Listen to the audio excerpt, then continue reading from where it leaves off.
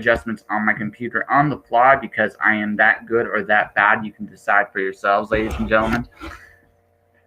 Welcome, everyone, to this episode of Just Joshing. I don't really know the number exactly anymore because I made a promise to myself that if my shows exceeded 2 hours, I would break them into 2 parts. It turns out I have a really big mouth. Who knew, John? Like, who knew?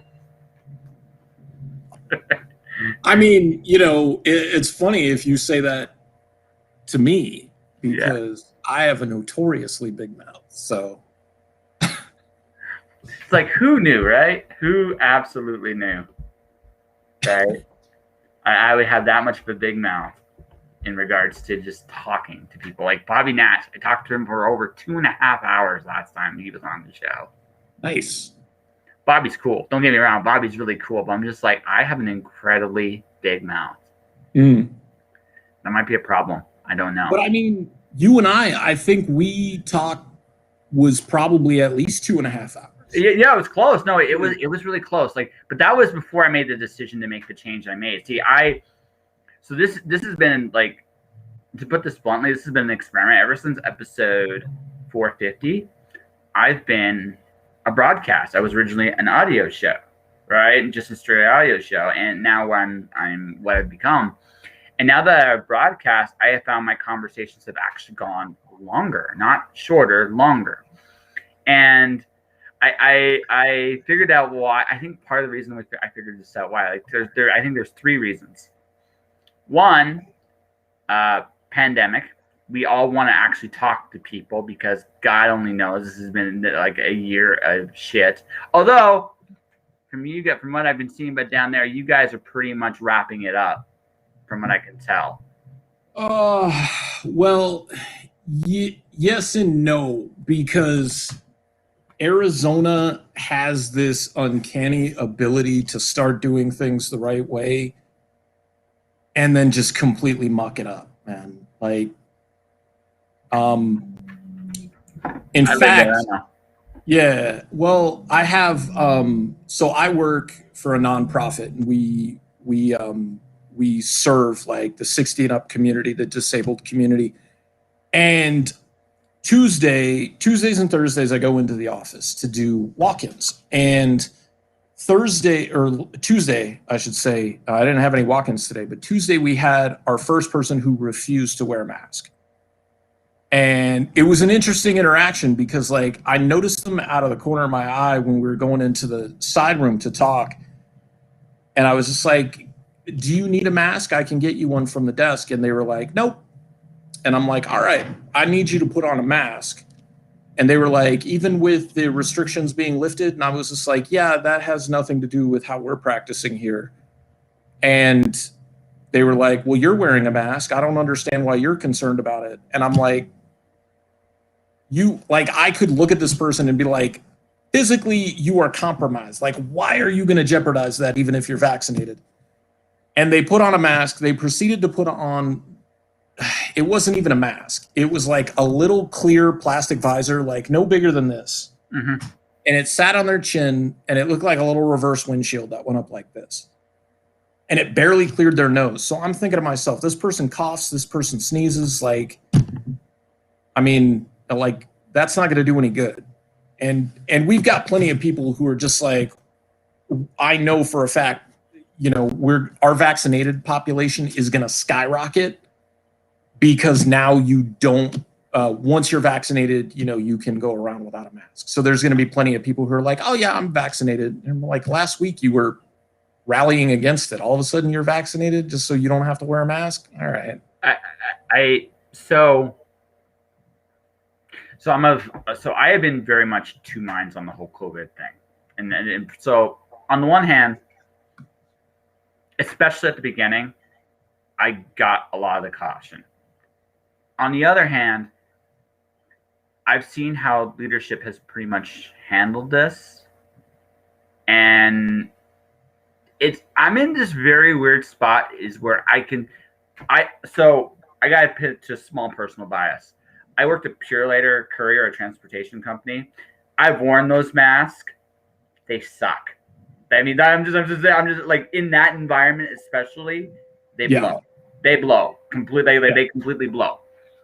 So, and to anyone that has never done that in that environment, it's dirty as fuck.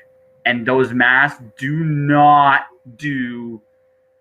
Someone like me that's been around them like that prior to the pandemic doesn't have quite the same trust for that reason. Because you've seen some of the shit that's come out even with the mask. You're like, oh God, right? But that all said, this is how I've so I've had to kind of, and I've seen this from I try to see this from every side. So I get where you're coming from. You're at, let's be real about one thing, and we both know this. The vaccination, I think the fact that once they turn, like you're vaccinated, put on the mask, that's also a quiet way of saying we're going to move on from the pandemic one way or the other. And then because realistically speaking, and again, I can understand both sides of that argument too, getting the vaccine, not getting the vaccine at this point. I see both sides of that argument right now. But basically, there's a means of control. We're moving on, is basically what the country has said. Now, that all said, everybody's going to be moving on. This is kind of how I see it. Everybody's going to be moving on at their own pace, right? Yeah. And that's kind of how I see it. Like, your office might be masked up for the rest of the year. I don't know if it's going to be the rest of the year, but if you go longer, then I can't blame anyone for going longer if they feel more comfortable. Like, this is the way we should be doing it. Like that's kind of how I see it. And I also at the same point, so I'm very much at that point of I'm going to play the game depending upon where I'm at and how people feel comfortable doing it. And that's kind of that's kind of how I see it. Now, in your particular thing, because you deal with literally probably the second or third most impacted population behind the elderly and like severely immunocompromised people that might have treatment, but they are so fragile that it's dicey. Like, so you're like number 3, people that cannot take care of themselves properly. And knowing Arizona like I do, the being poor in Arizona is the reason my teeth up here are fake. I know how very little protection there is down there. Period. It's crazy because I've worked in a lot of different like vulnerable populations. Like I've worked with adults with developmental disabilities, and now working with the aging population and having parents and grandparents, other family members who are in that population. You know, we've been really careful the entire time. Like whenever I saw my dad before we both had the vaccine and spit out, we were always masked up, which hurt because like I said, like I didn't get a chance to give him a hug when his father died. My grandfather, I couldn't hug him when my dog died. And those were like, oh God, dude, that was so difficult to be there. And so when I finally got to give him a hug, I was like elated. And my sister saw him like 2 days later and gave him a hug. And she said, I started bawling. Yeah. And I was going to make fun of her because I'm just like, no, that's so unlike our family to just like cry because of something like that. But I totally get it. Like it was huge. Oh God, yes. So right at the very beginning of the pandemic, because I was in Vancouver when everything was just going crazy and shutting down. Yeah, I had a homeless, like talking about this. I had a homeless guy come up to me because Vancouver is notorious for its homeless population, right? It's notorious for it. And I had a guy come up to me and go to me like, "Do you have like a pen or write?" And keep in mind, like this is during the pandemic when nobody knows what's going on, right? I'm going to work every day in the back of my head. And I'm like, well, I don't know what the hell's going to happen, but I have to work. So I guess I'm going to make my peace with this now. Yeah. I wasn't going to, I dealt with my own like personal risk anxiety stuff really quickly. Right. The impact of others, that was a trickier one. So I couldn't help him. He was looking just for like something to draw and I didn't have it. So, oh man, dude, thanks very much. He puts his hand out for a handshake. And I stopped. Yeah. And I this is the very first thought I had right then, right there. Because this was midnight, Vancouver downtown. I'm literally transferring trains. I'm like, what a cruel thing this pandemic is going to be.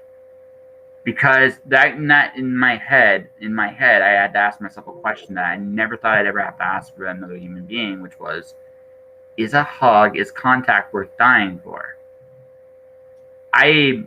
So at the time, I made the decision, I'm going to take the risk and shake his hand. That was my decision because that was me. Yeah. But I understand I understand why this was so, I think honestly of everything, deaths are devastating. The loss of businesses and life, and I think the word essential, I never want to hear it again. Honest to fucking God, I think that was the absolute worst, cruelest thing of the entire thing. I think that word, I never want to see it again. If I were to make one really cruel thing, that would be the worst. Yeah, that was kind of my thing too. Yeah. I always try to be cordial or pleasant with service people because I've worked in the service industry. I've worked with people who scream at you and yell at you on a good day. Yeah. Because you automatically card for cigarettes and they chose not to bring their ID with them. Oh yeah. And that was Oh, is it reverbing? No, it's I just set it up so I can see comments on Facebook, and Connie's talking about my concerns wasn't about me but for other people. And yeah. I'll answer that one for Connie. I after we had this little moment, because there was a thought that came to my head, and it was just a weird how to navigate it. But go on with your story, and we'll finish. So I decided I was going to do my very best to always say please, always say thank you. I mean, that's how I was raised, anyways. But you know what, this person is, working at a restaurant that no offense, I'm not going to die if I don't get chicken wings. Yeah, I know. Yeah. But if it helps me get through the day, or if it helps, deal with something and, being nice to somebody and being pleasant to them and then tipping a couple of extra bucks on top of that, because this person is legit potentially putting themselves at risk or putting other people at risk. I think Connie's right. I don't think I was as concerned for myself as I was for other people. Yeah, I've dealt with a litany of health issues and I've always come through. But I think towards the end of this, before they had us go back, my anxiety started kicking in. Yeah. With well, what's going to happen, because I got so used to it and I don't deal well with change. But I don't think I was ever really concerned about my health, but everybody else's. Yeah. So you want to finish, because I want to answer you, but if you got more, I'll shut up. Well, I was just going to compare it to if I had an STI and I was sexually transmitted infection, and I had sex with somebody and I got them infected, I would feel worse about that than myself having it, right? Yeah. There is that innate sense of responsibility, even though you're taking responsibility for it. I would feel worse about that, potentially screwing up that person's life or ending that person's life, because I wasn't careful enough, or I couldn't just go the rest of my life without being with somebody. So I thought about that one for a few days, and I concluded that by and large, I think we treated ourselves unfairly on that one, and for a couple reasons. Number one, here's the ultimate hypocrisy about this whole thing. More or less, I'm doing quote unquote an essential job right now. All right. The truth of the matter is, right, and this is I always thought that kind of undermined the whole pandemic. If the pandemic is so serious, why are we have a beer store open? If the pandemic is so serious, why are we having pizza? Right? I mean, and by the way, I'm not knocking anyone that wanted pizza during this. God only knows we needed it, whatever comforts we could get. I'm not saying that. But the whole point of necessity versus And the fact of the matter is, so many people had no choice but to go outside. Yep. And the reality of the situation is, I cannot blame a single soul for anything that happened as a result of that. And so to say that, like, I spread the disease or I did this or I did that, I think that's unfair on for the most part, on everyone. Just because, frankly, especially it definitely was breaking. It's been breaking down for a while, but especially at the beginning, the only people that were really going out were people that had no choice. And honestly, I think pulling that over their head was an added anxiety to an already, like, this, like, honestly, we're gonna look back at this in a year and say what a fuck time this was. We already said it during it, but I think even looking when we were not quite so emotionally in the moment, right? We're gonna be like, what a fuck time this was. And that part always I always thought was a little unfair, because I'm saying, look, I'm not saying if you went out there and you decide to be a complete dick and pull someone's mask down, cough, and being just a general dick, you're an asshole. But if you had to go out there because you had to go out there, and you had to deal with what you had to deal with, and you had to do whatever it is you had to do, I can't fucking blame you for anything. Because that's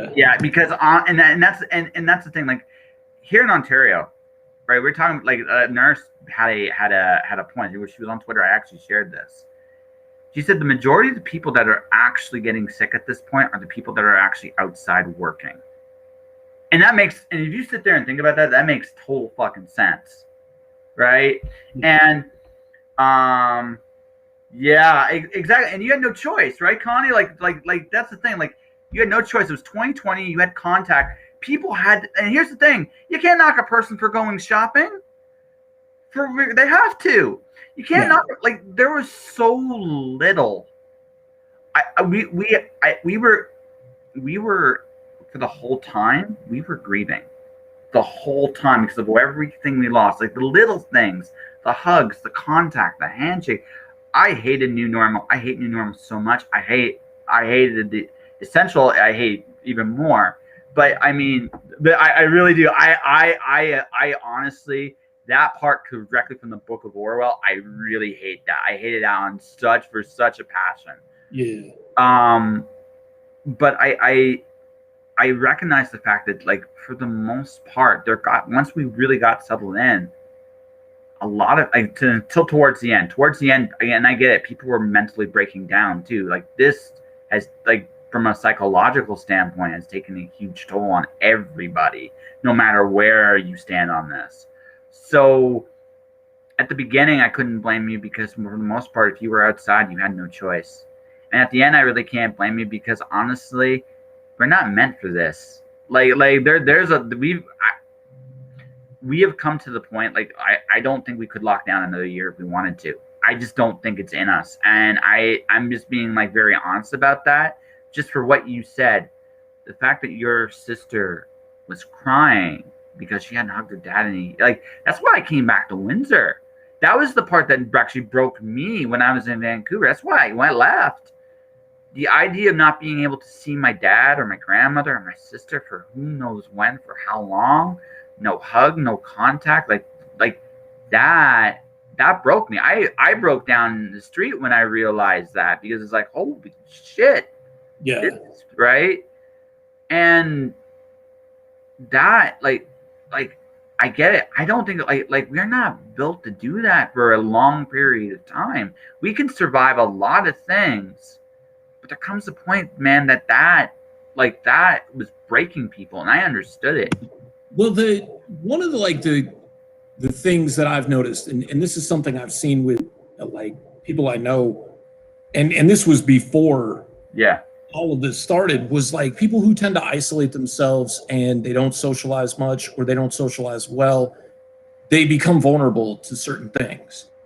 And those tend to be extremely bad things, whether it's, like, not understanding how to spend their money properly, being able to keep housing, your mental health suffers. And some of those individuals who've never really socialized well became angrier and disenfranchised, and then get caught up with the wrong people. And so those behaviors just precipitate themselves. So I think with this, the pandemic taught us a lot of things about ourselves. It taught us how much we could endure. It taught us how to be innovative for ourselves. It taught us how to be creative. I know for you, like, you never drew before. You were strictly a writer, and this got you into wanting to do things visually and stepping up your game with going from audio to doing the presentation of video podcasts. So I started selling comic books on the side. Like, I just got bored. It was a Saturday night, and I'm like, you know what? My comic book collection is way too big. And I just started selling stuff from my collection. And then it got to the point where it was like, okay, I can afford to buy some books here and there from people. So now I've got like my collection that I still need to thin out, and then I've got stuff that I sell. And I understand this, it didn't work for everybody. Like, some people completely got screwed. But like, some people like took their hustle to a new level. Oh yeah. Oh, no, hold on a second. No worries. Do what you gotta do, man.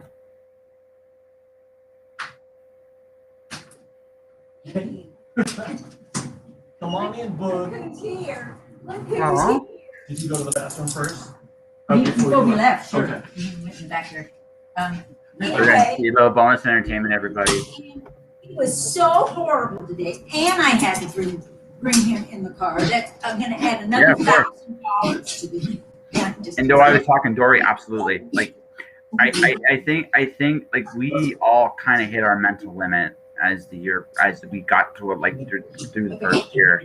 We weren't going to make it through a second. I think the honest truth, I think we want to be very honest with ourselves. People were breaking down mentally, and even the best of us, it was getting to us. I just was answering a comment while we were gone, but no, okay.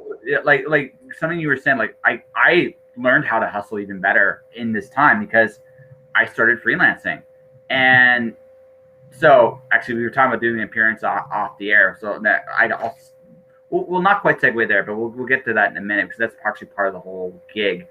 But no, like this was my second apocalypse. My first apocalypse was in Arizona. When it was a very personal, fitting.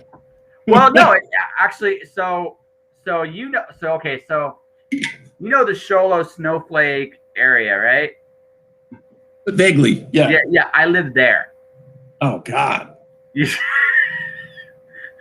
That I'll tell you that story off the air. Okay, I'll tell you that story off. The Canadian equivalent to that is Saskatchewan, right? Oh no, Saskatchewan's nicer. It'd be like. I actually, okay, so I'm gonna say this because I actually still have some friends there. Because honestly, I will be very, very, very fair. Yeah.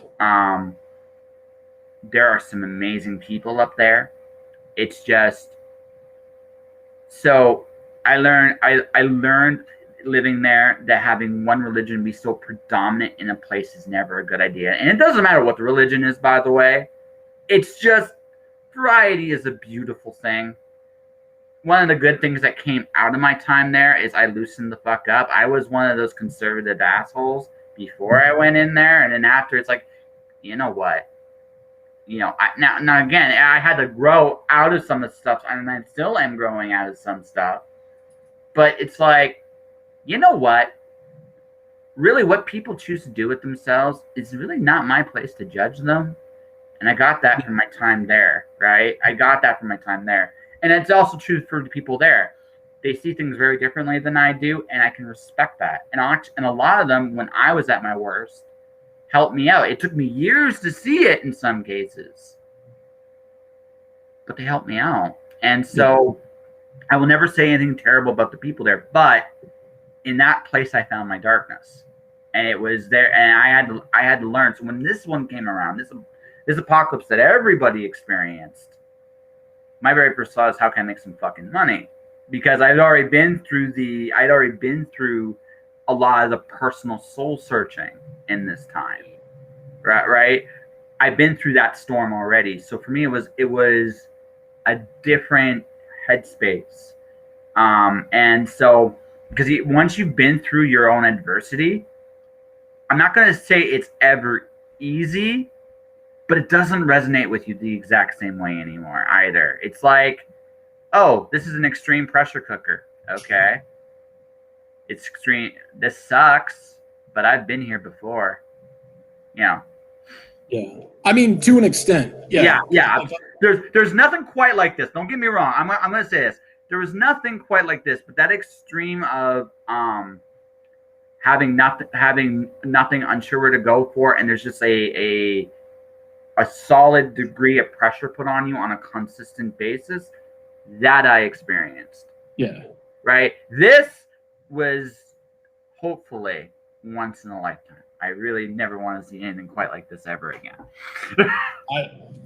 I mean, I was going to say that, like, what I saw with what people were doing in terms to make like money and to make a new living, or just like, because there was the thing where like people were like learning a new craft, like they were learning to make bread or learning to brew beer or like whatever it was. But then there were people who were like, you know what, I don't have a job anymore, or maybe I'm working 1 day a week, like I've got no way to make money. And so they got real creative, and this is why I will never judge somebody who does this.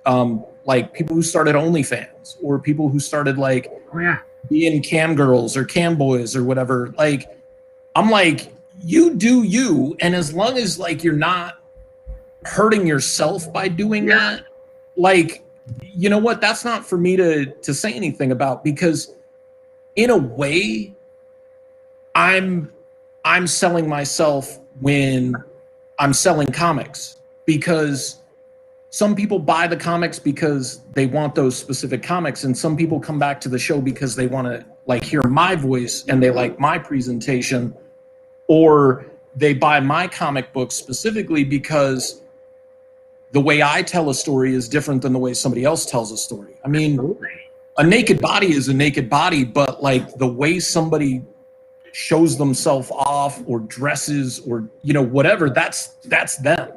Well, it's all actually, ironically enough, even especially with the naked body, it's all storytelling. Look, I mean, when you sit there and think about it, if someone's displaying themselves physically to attract attention, it's all in the story they're telling. Like if I see a girl and she just bears all on command.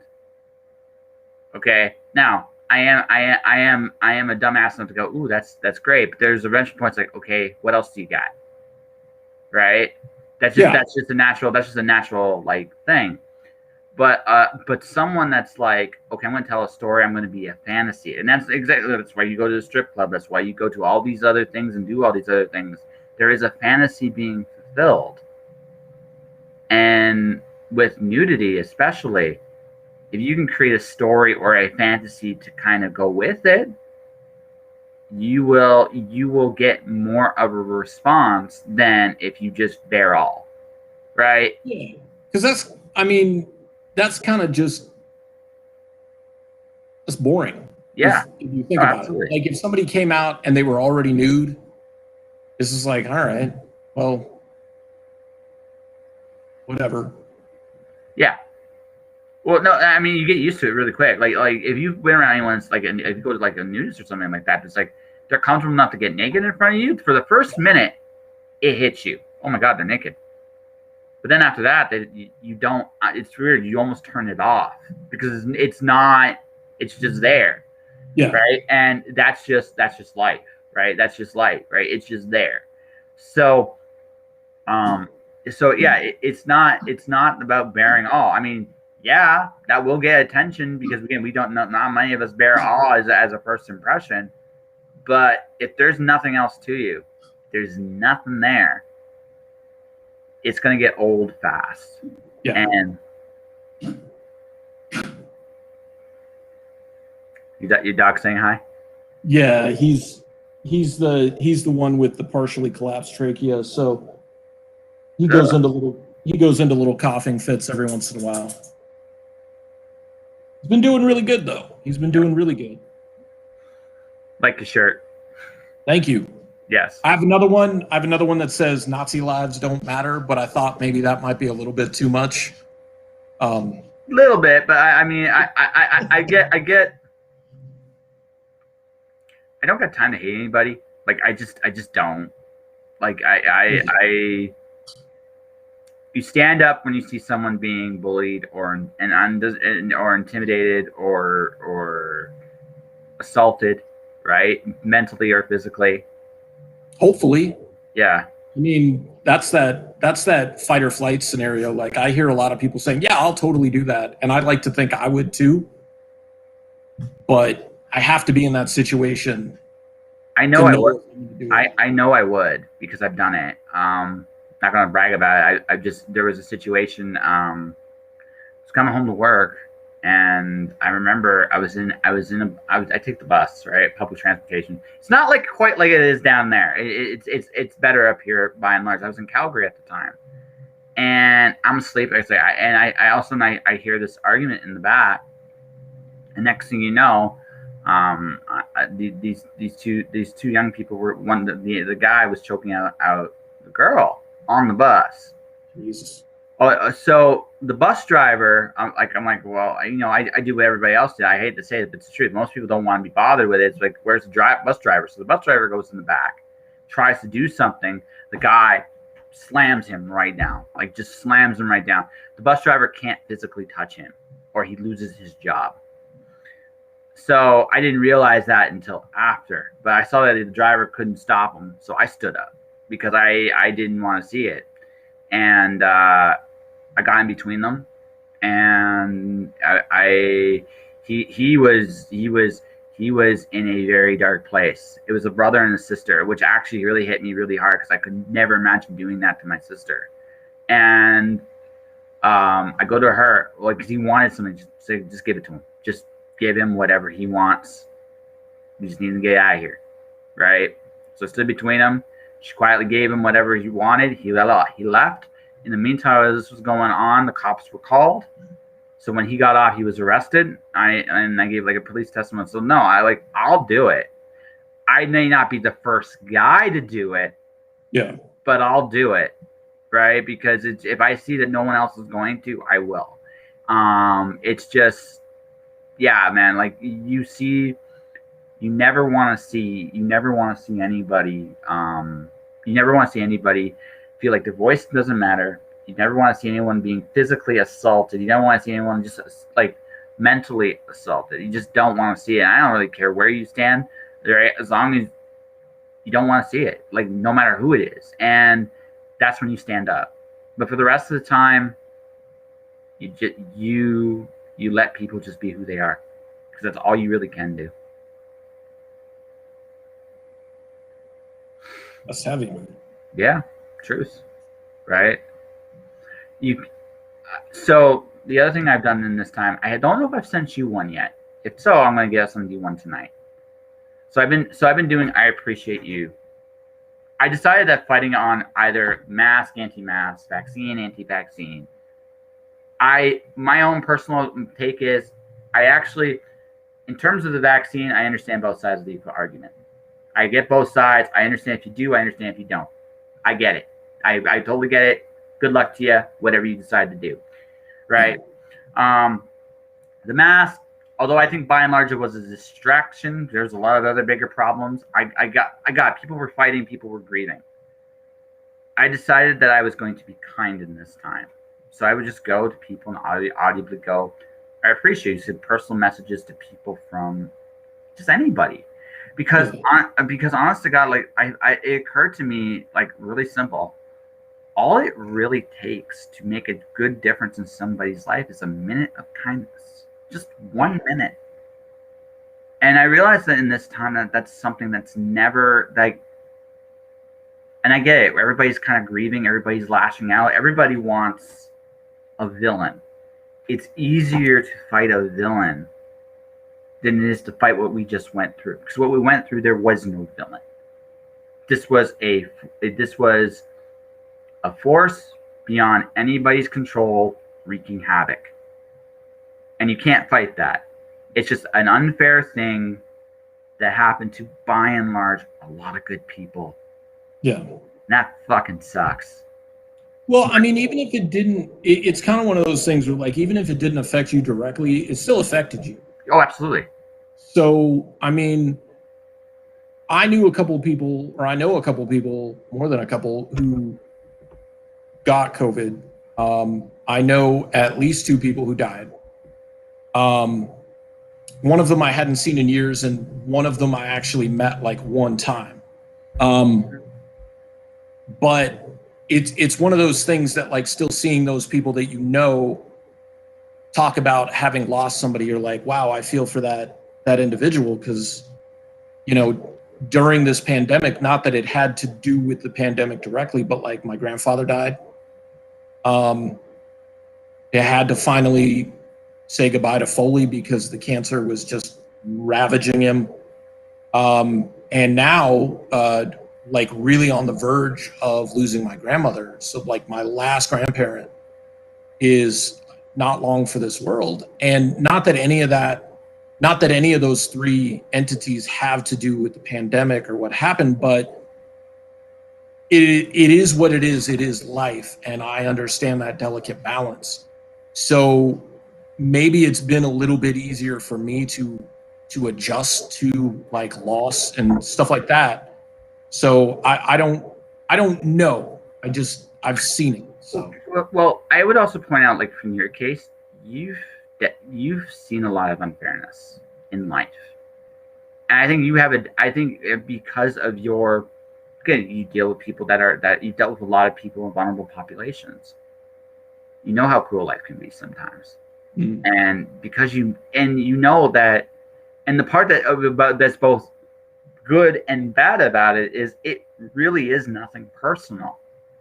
That's the part that makes it incredibly shitty, because it would be easier if it was. You could fight back, right? Yeah. The only benefit to the fact that it's not personal is the fact that it's you know, it could happen to anybody. That's the only thing that makes it good. And I'm betting good, by the way, ladies and gentlemen. I ain't saying it's good. That is literally like a very bleak gray lining in a very shitty cloud. It's not good. It's not great. It's just it's the only good quotation mark thing that comes from it. But that's life. Life has those unfair. We don't control where we're born. There's a lot of things in life we don't control, and it's fragile at the best of times. And I think probably the biggest lesson everybody takes away from that, I hope this time, is just the fact that life is fragile, and that we should cherish it and hopefully each other. Because, okay, I've talked to you twice. Now, I'm not going to try to be, like, morbid here, but I don't know how many more times I'm going to get a chat with you. So I want to have probably the best fucking chat I can have with you, because you're a good dude. I had a lot of fun with you last time, and you know, we'll agree, we'll disagree. You like ice cream, right? Yeah. Okay, then we can totally get along. We're great human beings. Right. But the point I'm getting across is, like, everybody that comes into your life, whether you like them or hate them, guess what? They're the only ones that are going to come into your life. Make the most of any of those moments and engagements while you can, and try not to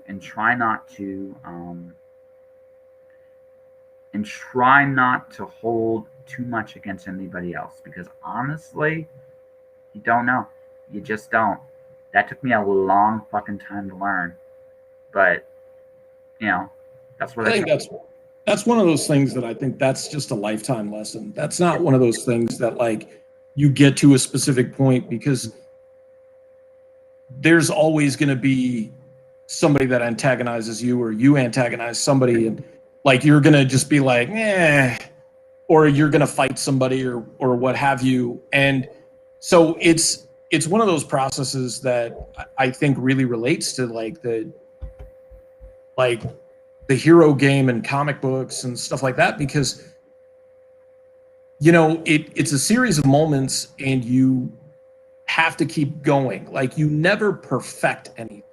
Like, it can always be better. You can always work harder. You can always do more. There's tomorrow, like, because tomorrow's not today and today's not yesterday. Like, there's always that new opportunity. And I try to have that outlook. I'm not always successful with it. No, look, I know people will find this hard to believe because they call me like the most positive dude ever. I have shitty days. I do. I try not to share them with too many people in terms of, hey, my day was complete garbage and fuck you too. I try not to do that. But there are days when I go in, it's like, what happened today? Why am I going through this? What did I do? Okay, not just that. I didn't deserve that for just this. I mean, like one of those things, right? But I try to understand. That sometimes maybe I give people too much rope, but I'd rather that than not enough, right? That's fair. Yeah. This was unexpectedly heavy for the first 40 minutes. We were supposed to talk about your hair. Yeah, well, let's talk about my hair. Let's change gears. So I told John I'm trying to become a professional. So as a joke on my Facebook feed right now, I said, do I cut my hair like a Viking? I think my favorite. Okay, so there's a couple things I really love about that post. For one thing, I am terrified how many people said yes. I am absolutely fucking terrified the number of people that say yes. Number two, my sister going like all the different emphases of no, and my buddy Jeff trying to go yes, and then she just shuts him down. I love that little exchange between them. I actually gave him like a virtual hug when he was like in tears, like, okay, there, buddy. I get your pain. I really enjoyed that. But I did interview the life coach on Sunday, and she actually presented an interesting challenge to me, and it was, how do you see yourself as a professional going forward? Like, who do you want to become, and what would that guy look like? And I got really specific, like really, really, really specific. And I'm like, okay, let's become that guy. Even if it's just a picture of that guy at the start, let's become that guy and see what happens.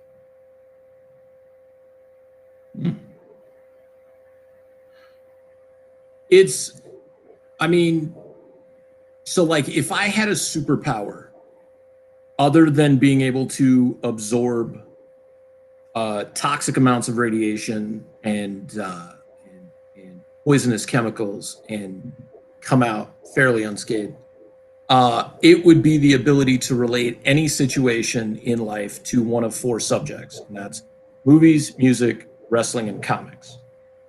And what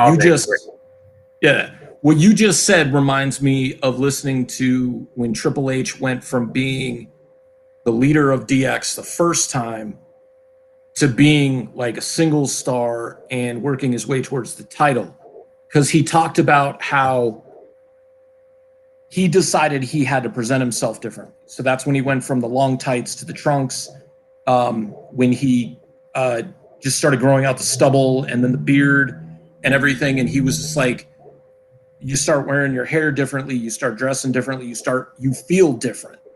And you're able to do things that maybe you weren't able to do before because you feel like you're a different person. So that totally like resonates with me on that level. Yeah. Well, it's more than that. Like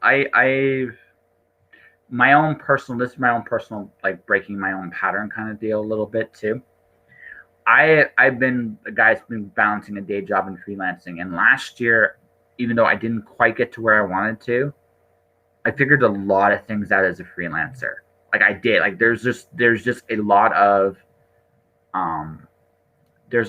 like, I realized very early that, actually not early, a little too late. If I realized this sooner, I might still be freelancing right now.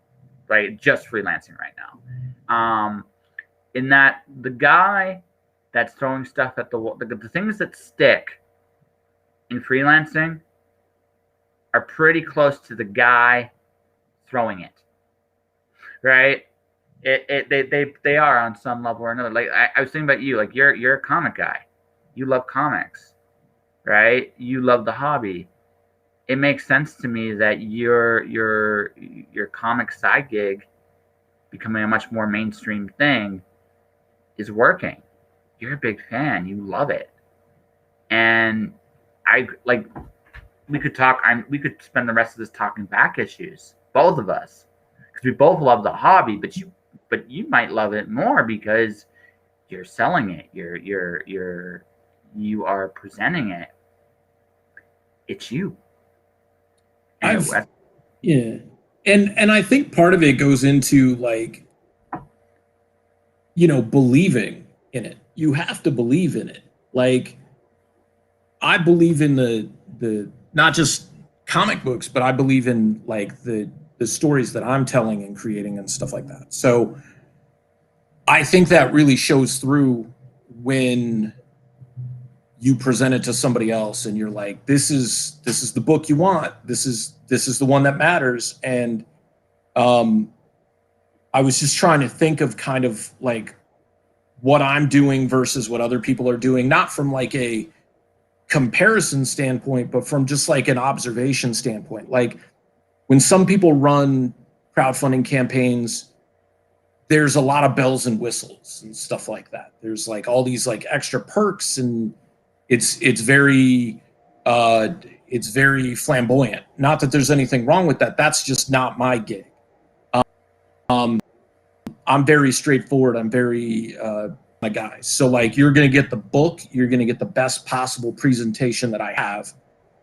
And I kind of have that feeling that like, because of it, it doesn't require all these extras. Yeah, we have variants and like special editions and stuff like that, but it's still, this is what you're getting. Like what I'm showing you is what is being presented. So I'm not doing a lot of like bonus stuff. All it takes for a comic to succeed is to be a great story. Like ultimately at the start and end of the day, it has to be a great story. There's always a little luck, right? There's always a little luck when something really catches on. But at the end of the day, you'll find, if you tell a story great enough, you'll find fans for your book.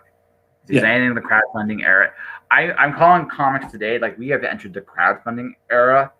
It's funny. I do still collect some mainstream comics, like DC, Marvel, stuff like that. Yeah. But they almost don't matter right now. And I say this with deference and respect to the industry, but it's a niche among many, and that's what's so cool about this era right now. Don't get me wrong, I love me some Ninja Turtles. I can't wait to get The Last Ronin. I love that series right now. Right? You haven't gotten issue 3 yet, have you? Not yet. I get it next week. Okay. I won't say anything. I read it last night. It's good. It's fantastic, isn't it? It's fantastic, isn't it? If it wasn't as good as it is, I'd be pissed off that it's taking 3 and 4 months for another issue to come out. Like, yeah, but it's so fucking good. It's so fucking good. Right? And it's worth the wait. It's worth the wait. It is, and it's kind of a surprise because like don't even really know about it afterwards. Like I walked into the shop yesterday during lunch and I knew it had come out, and like they hand me my books when I walked in, and there's only 2 books, and one of them's not The Last Ronin, and I'm like, all right. And I walk past the display because they have all their indie stuff, and then they have another section that's Marvel and DC. And it's all alphabetical, and then it cuts off at like, I don't even know what a Z title is or a Y title is right now, but then it starts out with like America Chavez is like one of the first books on the Marvel DC side. And I get to the Last Ronin section, and I pull it, and I like walk up to the counter after I buy like way too many books. And I was just like, dude, this was supposed to be in my stack. And he goes, oh, it is. It's right here, but it doesn't fit in the regular bag and board. So they're off to the side. So then we have to, like do it that way. And I'm like, oh, that's cool. As long as you didn't forget that this, No, it's my, so here I'm collecting 5 books right now for the mainstream. Green Lantern. I've been a Green Lantern fan since I was 8. I will read that until I die. That's my curse. Ninja Turtles. You know what? Say what you will. Sophie Campbell's done a great job with that title, right? I actually got to meet her at San Diego Comic-Con last time I went, 2010. She's fucking cool. She's really, really cool. She did a sketch of my sidekick, Agnew J. Pennyworth, who's in the Bubba Patrol. Like, I stood there holding him, and she's just there sketching. And here's the great thing. Like, as good as she is, and as much as like I started reading Wet Moon, and like just I dig the facial expressions of different bodies and stuff like that, and her storytelling. Sitting next to her at, I'm pretty sure it was the Oni booth, Jonan Vasquez, right? Yes. And so like every fanboy, fangirl, like goth kid would have been standing in front of Jonan Vasquez, like asking for autographs, sketches, things like that. This is who I am. Like, I'm like, hey, will you draw Agnew? And she's like, all right. And like using the reference and like sketch with like a Sharpie or whatnot. Jonan Vasquez sitting there like, you're not going to ask me to draw anything? And I'm just like, nah, like I want Sophie Campbell to draw this. Sophie is so good. Like, honest, I for the Ninja Turtle main book, Tom did a great job, but it was just time for a different voice to tell those stories for a while. She's a great choice, right? Like, just my opinion, she's a fantastic choice to replace him. Well, the facial expressions are probably some of my favorite things that she does. Yeah. I would have to say you got to go to the gold standard first, who is Kevin Maguire. Kevin Maguire's facial expressions will probably always be the best. I would put Sophie ahead of Amanda Conner, and I love Amanda Conner's facial expressions and like body stylings and stuff like that. And that's kind of what. That's a tough one. I'm shooting for. That's a tough one. There's a hell of a compliment. There's a great Power Girl story that she drew before she stopped doing monthly books. And it's about this kid who blackmails Power Girl because he snaps photos of her on the rooftop, changing either out of Karen Starr to Power Girl or out of Power Girl to Karen Starr. Like, he's got the photos and everything. And so he goes to her and he's like, I know who you are. And she's like, no, you don't. And he's like, he shows her a photo and I think she burns it with her heat vision or whatever. And he goes, I got tons more. And she's like, what do you want? And he goes, all right. So there's a comic book store that I go to. And if I showed up with you on my arm, I would be the biggest man there. And she's just like, are you serious? And he's just like, yeah. And she's like, I go to the comic book store with you as like not your girlfriend, but like as your liaison or whatever. You're going to give me these photos. You're going to give me the film. And he's like, absolutely. The cover is, and I'm pretty sure he's wearing a Green Lantern shirt. So I think you would appreciate this. They're walking into the store and he's just like, that's right, gentlemen, the lady's with me. And she's just like rolling her eyes as hard as she possibly can. And then in the story, like they walk in and all the kids are like, oh my God, you're with Power Girl. She's freaking awesome. Like, she's hot, like all these things. And there's a girl in the shop buying comic books and she addresses him by name.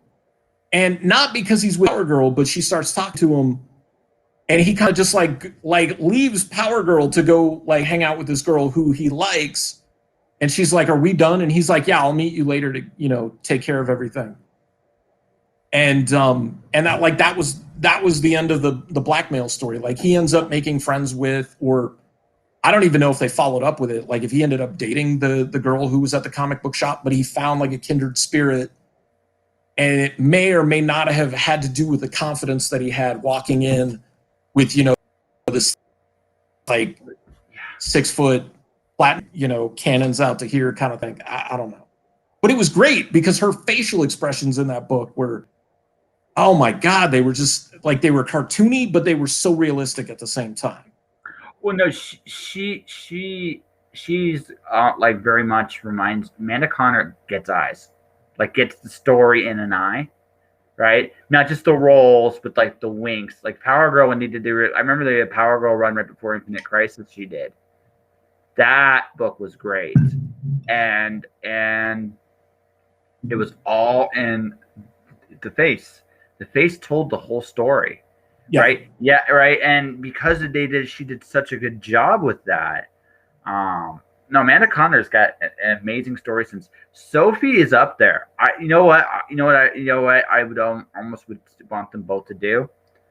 I'd love to see both of them do a character they're both comfortable with, and see what story they would come up with. I think we'd all win on that. We would win, but I mean that would be really cool to see because Sophie's great, and there's a reason why I'm reading that book. So the other three, Harley Quinn. I'm a big fan of Stephanie Phillips. I'm a big fan of Riley Rossmo. Yeah. So right here at my desk. That's the next things I'm reading. I've known Riley since before he broke in. I've known him that long. He actually got me back into comics, believe it or not. So I've known him that long. I am so happy for him. He is still, I think, a little underrated as a storyteller. He's still a little underrated. I never imagined that Gotham City would be where he would make his claim to fame, but I'm so glad. He deserves everything he's gotten. And Stephanie is secretly a thriller writer disguised as a comic book writer. She does thrillers incredibly well. And I think her with Harley Quinn's are actually a really cool fit. I'm really enjoy this run. Two creators I really like. Homesick Pilots. It's in my Image book. It's just like a fun little ghost story disguised as with some like rock band stuff. It's kind of neat. And what's the other one I'm reading? Boom, boom, boom, boom.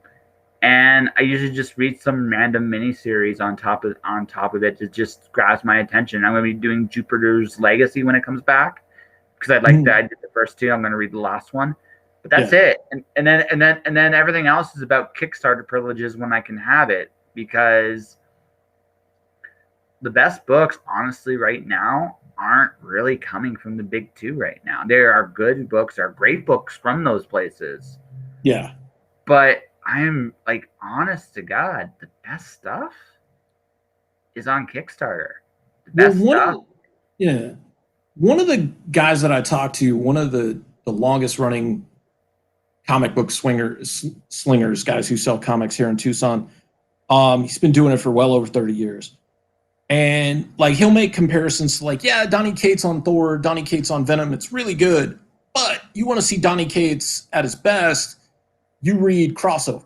Yes. Because he's got I agree with that, actually. Yeah. I think the same is true for, and not to say that people who are presenting on Kickstarter haven't ever worked for Marvel or DC or Image or anything like that. But when you're doing your own stuff and you're promoting it, stuff like that, you own that. That's yours. Like you can take the restraints off. And for me, I know presenting the most fun, colorful, expressive, heartfelt work that I've ever created in my life, I probably couldn't do that if I was working for like a mainstream publisher, because they'd want me to make it suit their product or their label or whatever. Like back in the 60s and the 70s, both publishers had like their house art style. So even if you weren't Jack Kirby, they wanted you to draw like Jack Kirby. Even if you weren't Neil Adams, they wanted you to draw like Neil Adams. And I think that's what's amazing about all these independent creators who can present their best work the best way possible. I've been watching more like streaming stuff like yours and a couple of other streams. And watching one last night, I was just like, you know what? I didn't back that person's Kickstarter. It's got a couple days left. Like, I'm going to go and back it. And just the way she was talking about her book, I was like, I flipped through it and I found the tier where I could get all the stuff. Because I'm like, yeah, I'd like to support, but like, why do I want issue 2 if I can't read issue 1? And then there was somebody else on it, and I have to try to get a hold of him before the campaign ends, because I'm like, the two things said it was issue 6 and 7, and I'm like, well, how do I get all of it? Like, I don't want to start with issues 6 and 7. Like, where can I start at the beginning? But I guess like with some people, like with their creation, like that doesn't matter. They're like, if you start here, you're going to be fine. And if I have to trust the creator to be that, because if I tell somebody you could read this issue and move forward with the Bubba Patrol, like I know my product, I know my stories. So. Okay, I want to unpack this on 2 levels. I want to challenge you on one part, just one, because I'm going to make a bet. I'm going to bet in your corner, although you might not feel that way at first, and then keep going. I think you would do fantastic in the big 2. I think for you, I think this is what working for a traditional publishing in any house will teach you. Something you mentioned: draw like Kirby, draw like Neil Adams, draw like this, draw like that, write like this, write like that. Say what you will. That shit still sells. Yeah. Someone that can do Jack Kirby and do a Jack, even if this is a Jack Kirby homage ripoff, whatever. If it still looks fucking cool, people will buy it. Which Jack Kirby we did with issue 4. So yeah, exactly. So because okay. So again, my 3 all-time greatest graphic novelists, Jack Kirby is one of them. Will Eisner's number 2, Dr. Seuss is number 3, and I'll fight anybody who disagrees with me on that. Right? Right. I think you told me that before, and I just Not that I'll disagree with you or get into a verbal. I'm just like, all right, well, like it depends on how you define that. So absolutely. No, absolutely. I just go by the fact that, like, okay, for me, I go strictly by the fact that, like, okay, in terms of Will Eisner is the quintessential how to construct a comic book. Don't get me wrong. Alan Moore, I always forget the guy that does American Flag, that did American Flag in '86. Like Howard Chaykin, okay? Howard Chaykin, Alan Moore, Frank Miller showed you what is entirely possible with the medium in the '80s. Yeah. But without Eisner, those guys wouldn't exist. Okay. And that's my argument. That's my argument for Eisner. Jack Kirby is the ultimate visual storyteller. And pretty damn good writer when he actually did write too. Right? He was the first complete package. He could do it all, and he does good at all of it. And on a personal note, when I get my money completely back up, I am going to start hunting down Kamandi, the Last Boy on Earth. It's my favorite Kirby run. It is just it's not his most coherent story stuff. I don't care. It is one of the coolest homages to the DC universe you will ever see. That's why guys like you will smile when I say Kamandi's like, that is good stuff. I know, and you're going to make me pay through the schnoz because it is the good stuff. Well, right. I think of course, everybody knows 95% of the Marvel universe wouldn't exist without Jack Kirby. Mm-hmm. He didn't do as much with DC, but I mean, that was later in his career, but he was given more free reign with creating, the Fourth World and New Gods and the Forever People and stuff like that. That was fully and totally his. Like, that had everything, all the touch to it. But it's those lesser known things that people do that sometimes become the most personal. Like,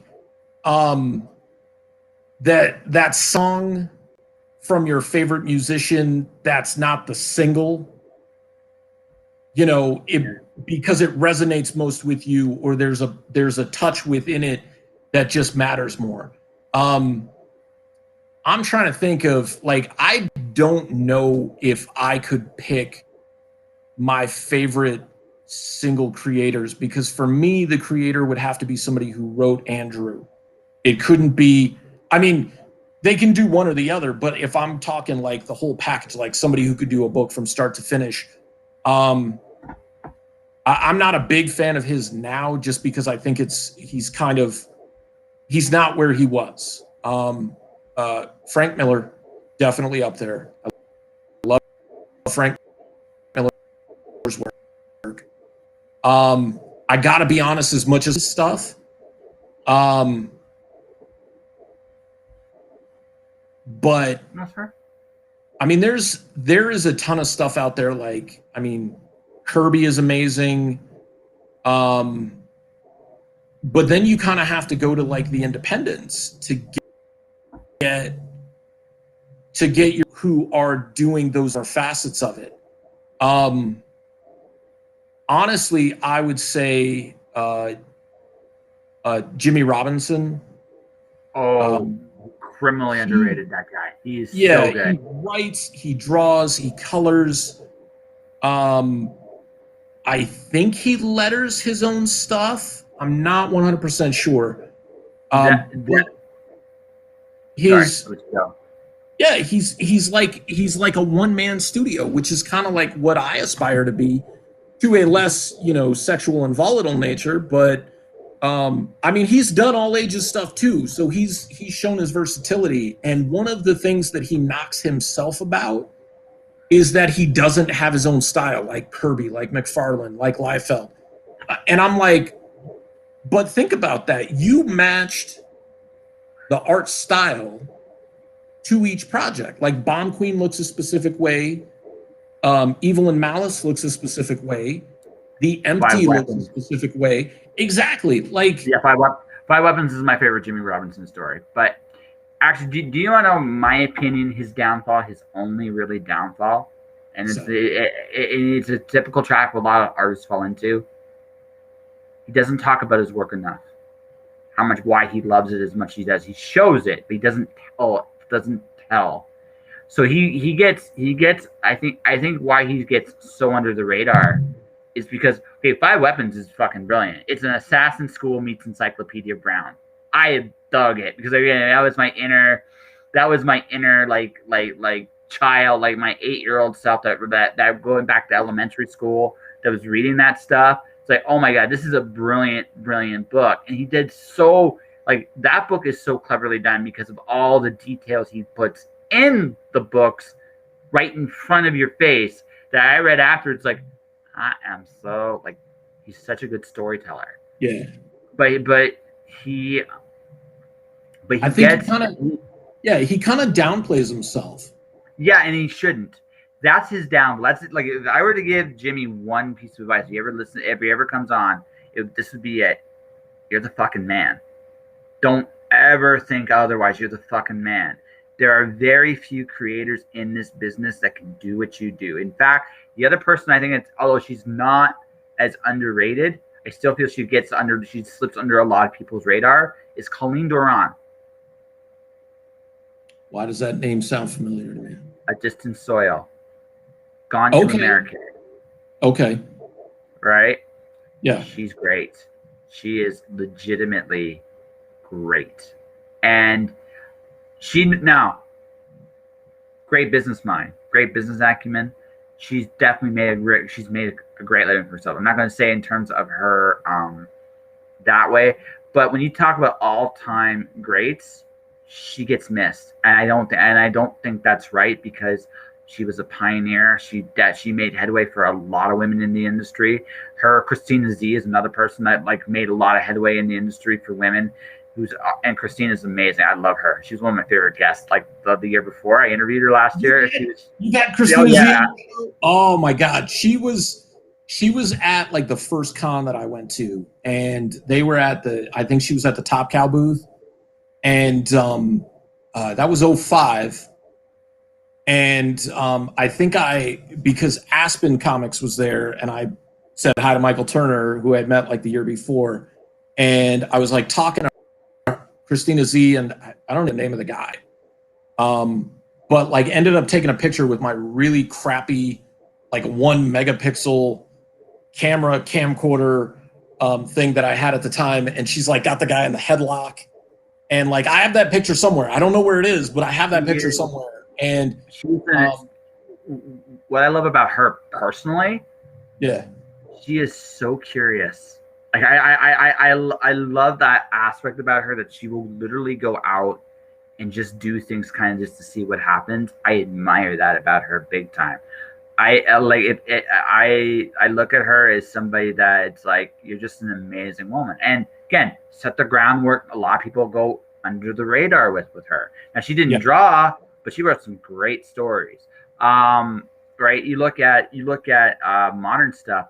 All right, Sophie Campbell, great. Wet Moon's phenomenal, right? And a lot of people don't give that fully the love that deserves. Granted, that was how she started, but she's great. Again, I mentioned Stephanie Phillips, my current favorite writer in comics right now. Terry Moore is phenomenal. Great storyteller. Doesn't get the credit he deserves. He's an incredible dude. Strangers in Paradise is super fun. Yes. It's accessible to on so many different levels. I would say another person who's getting more mainstream, and I think she was part of the creative team for one of the stories for Future State, Becky Cloonan. Yes. And it's taken her a long time, but she's really good, and she's always been good. Been good. Yeah. And I mean, she started out, like, she's still an artist, don't get me wrong, but I think now she's probably gonna be more well known for her writing than she was for her art. Which is interesting, because she's pretty great at art too. Like, she and someone else that could really do it all. If she really wants to, she can do absolutely everything. And again, you look at these people and you're like, holy crap. Another guy, believe it or not, I still feel as underrated as Eric Larson. Talk about, he's quietly been doing books, not like under the again, Savage the Dragon's heyday is come and gone, but he still does it, and he's still pretty good, And it's still him. Yeah. That's the thing. Like, I know there was all this talk a couple years ago about like Spawn hitting 300 and 301. But I mean, Todd McFarlane didn't work on every single issue. So Todd runs the empire, like, and like, I'm not a Spawn fan anymore. Like, I jumped on that train like in the 90s, and I overpaid for like all my Spawn books at that point in time. And now I'm just trying to get rid of them. Which hopefully should not be too hard with everything that's going on. But I have respect for Eric Larson. Like, just some of the stuff that he did in his books, like, whether or not you're into politics or anything, like, he certain political stances. Some people applauded him for it. Some people hated him for it. But he's never compromised like his vision for his product. And one of the neat things about Savage Dragon is he's telling it in real time. So these characters have aged and died, and he had a kid, and the kid's grown up and is now the new Savage Dragon. Like, it's not a moment standing still for the last almost 30 years now, right? Like, Dragon, the original Dragon that we knew, is dead. Like, it's his son who is now Dragon. And, like, people would get hurt, and I think the fun thing, because, like, I would pick up those, like, phone book size omnibuy that they did, but they were all, like, newsprint, which I loved because it's just the black and white art. Just reading through those and just being like, can one issue go by without, like, a square block in Chicago just getting leveled and Dragon not being butt-ass naked at the end of the issue? Like, that's his trope. Like, that was always what it was, just utter destruction and Dragon being nude and, like, all the women having, like, really huge cans. But I think he embraced that. Like, other people took that to one level, but, like, Larson was just like, let's just have fun with this. Like, it's some sort of an exploitation movie. And I'm like, all right, because you can do that with the comic book. Well, I mean, there's also just a point of, okay, so, I mean, sometimes it's okay to be fan service. Like honestly, it's okay. It doesn't have to be every time you put it out there. It doesn't have to be saga. It doesn't, right? And that's what makes saga so cool, is because saga is in its own category. But at the same token, right? You look at something that's like, you know what? We're gonna have fun. Like one of the projects I backed was Bill Maz's Naira X. It's a silly book. Okay. I know it's a silly book, but Bill's having fun, and that's really sometimes all you want. And Yeah. I think what's really cool about like all these like type of stuff, like some of the like Kickstarter stuff, it's almost like they're also almost all of them are old school comics, right? They're not writing for the trade. They're not writing for like, they might be writing a big story, but I almost feel like because it's a Kickstarter or it's an Indiegogo, they want to make sure you get your bang for your buck each and every issue. So it almost feels like when you went to the old, I remember back when I started, back in my day, right? You go and you get a full story in an issue of a comic, and you have little things that would carry on into the next issue and the next issue. Or if there was a to be continued, it still felt like you got a full story, right? Yeah. Right. I get that now a lot more on the in the Kickstarter era. I've noticed that like any book I do get with Kickstarter, it's like, oh my god, I felt like I got a full story with it. I'm sad it's over. What the hell, right? Sometimes that's what a creator has to do, like, especially an independent, because like if I jump in somewhere at issue 5 of 6 or issue 7 of 12, like chances are I'm going to be lost. Chances are that might be the only issue I pick up. And unless you wow me with what's going on, like, and this is true for mainstream books as well. Why should I give my money to you? Like, my money is valuable. I can give it to whomever I want. I'm choosing. I need to start buying more indie, because I'm like, if I'm indie and all I'm buying are DC and Marvel, like I'm a huge hypocrite. So I started seeking out like indie books that are on the shelves in the LCS, because those people need love too. But yeah, found some good Kickstarters this past between 2020 and 2021 so far. They've been great. Backing some good projects. Some of them are people I know personally, who've helped me out, and I'm seeing their careers start to take off and flourish, which is awesome. And some individuals are people I'm seeing on Facebook and like being promoted that way. And I'm like, well, I'm going to check out their Kickstarter. Let me check out the link, and I'll look at it and I'll be like, all right, well, I'm going to share this. It's not my cup of tea, but then I'll look at somebody else's and I'm like, I like this. I'm going to give it a chance. I'm going to throw some money at it.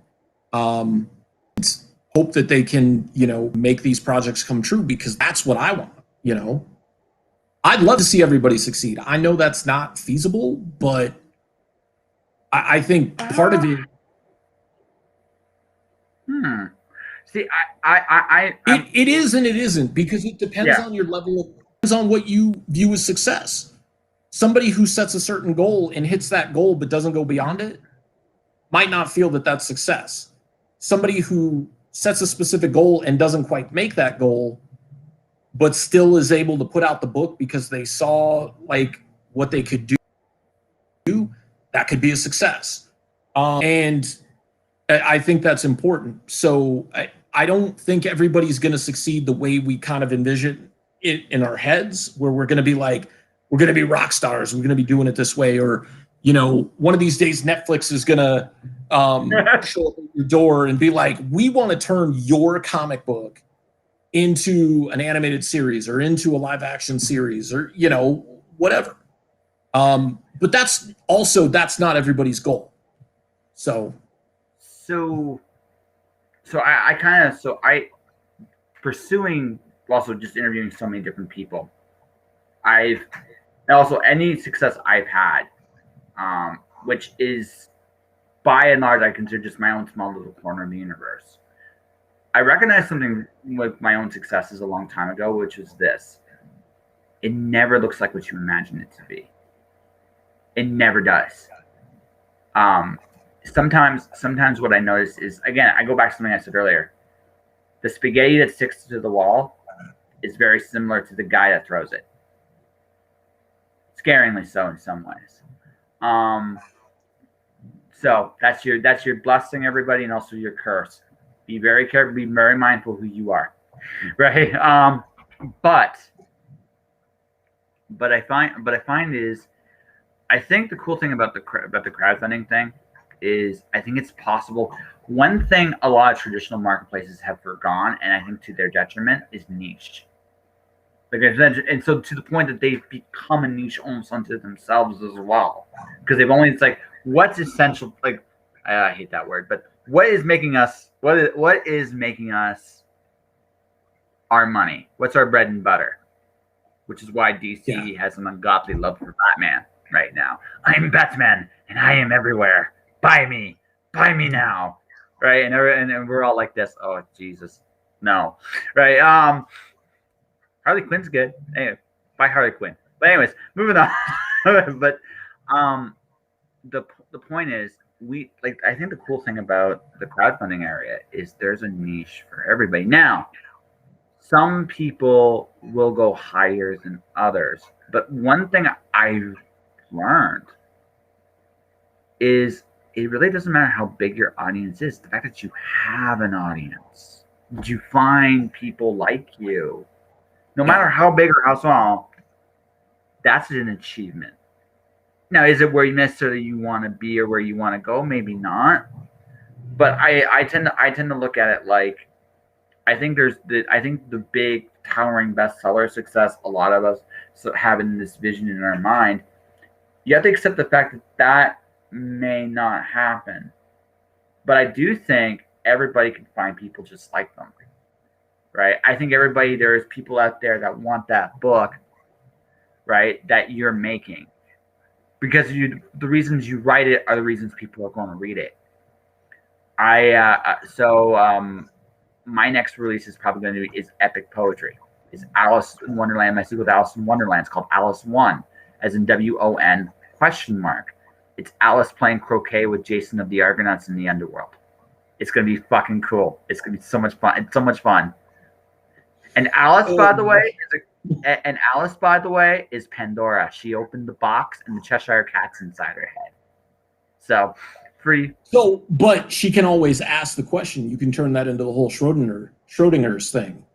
The cat's in the box, but is the cat alive or dead? Like, is whatever is in Pandora's box like actually there or not? Is it really going to destroy the world or not? That's book 3. Oh, edit that out. Yeah. But the thing is, right? It's epic poetry. Who's gonna read that? The answer is somebody, right? It may not be the biggest audience, but I'm serving a need nonetheless. Because seriously, wouldn't you want to read Alice in Wonderland playing croquet with Jason in the underworld for the golden place?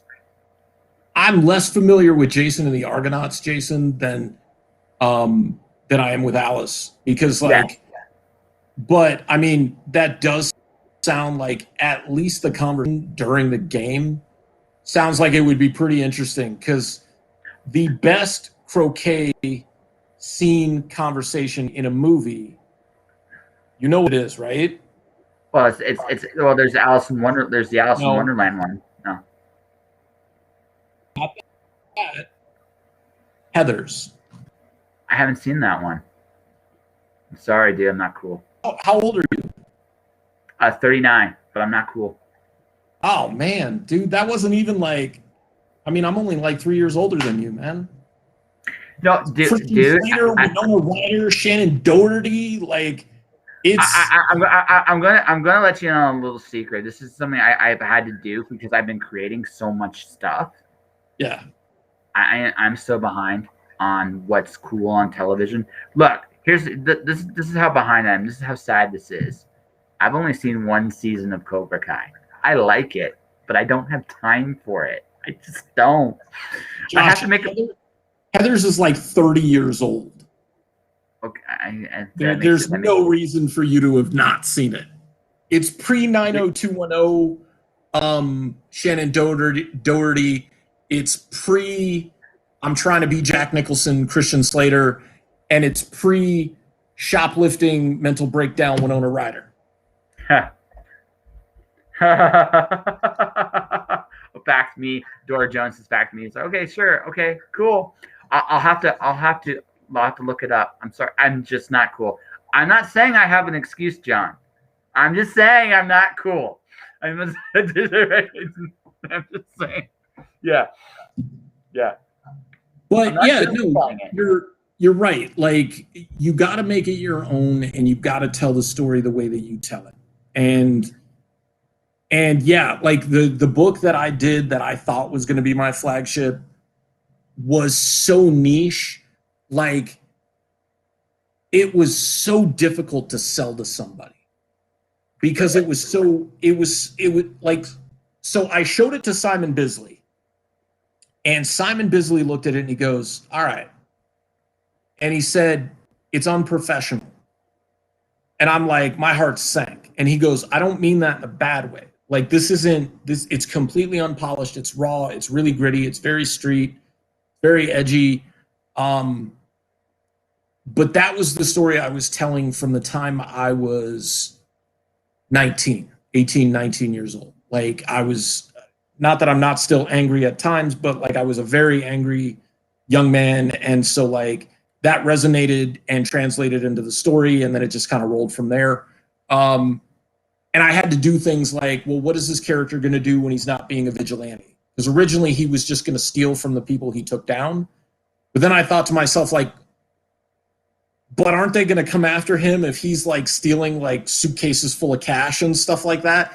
Besides, how do you rent an apartment with cash? He's got no credit history. He's got no bank account. He's got no ID. Like, he broke out of a mental institution and he decided to be a vigilante. And I'm like, he becomes a pro wrestler. I like wrestling. I could write him being a pro wrestler. And so I wrote like probably between 8 and 12 issues of like the origin of everything starting. And then what did I do for issue 1? I throw it right in the middle of the story. I throw it right into issue 7 of 12. And people were like, I don't know what to think of this. Like, you've been working all this time and like, I don't understand the story. Like, what, did I miss something? And that, coupled with the fact that there was like a ton of bad language and drug use and stuff like that, like, it was off-putting for people. So then the second project I did, which at the time was the most successful, was a comedy horror, which you can kind of never go wrong with. And then that kind of turned into the Bubba Patrol, which is easily the most marketable because it has the widest range and it lends itself to like kids who are just following the pictures, but it also lends itself to like people who are collectors and are purists of the artwork of comic books. And it's a throwback to like the Silver Age when like comics were fun and they didn't have to be gritty and there was a lot of heart involved in them and things were just changing. So it's like an evolution of a creator and storytelling, I guess. So yeah, no, we'll go there. First off, Dory, if you really want to read my poetry, it's on Amazon. You can look it up. I have a bunch of books that are epic poetry. It just, I fell into it by accident and it just kind of just rolled. So, I mean, it's just one of those things. But going to your point, the best piece of advice I ever heard was tell the story only you can tell. It doesn't mean like you tell like this brand new story that's never been done before. Yeah. But it's the stuff you give a crap about. Like, okay, like the Alice story I'm telling about. Do you know, I figured out what I was really writing about when I started this book. What am I actually writing about? It's like, what is bravery? Like, what really is the brave thing to do? You fell into the rabbit hole. The hardest thing you can do in life sometimes is just to get back up. And if you really sit there and think about it, that's what Alice does, right? But again, in Carol's story, she's kind of innocent. In mine, she's not so innocent. She has to deal with the consequences of her actions, and sometimes she doesn't want to. Like, I don't want to, and that's when more bad things happen to her, because it's facing your fears. Yeah, I care about that because I've seen, especially in this time, fear is a big part of our lives, and how we deal with it is an awful lot about who we are. I give a shit about that. So therefore, it's going to come across in my story that I give a shit about that. Yeah. Right? So I hope when people read it, they feel that. Right? I want to discover, I want to enjoy, I'm passionate about people's stories and where they come from. And so that kind of stuff will resonate with other people because that's what I give a shit about. Just like like your success, like your big success story was something only you could tell.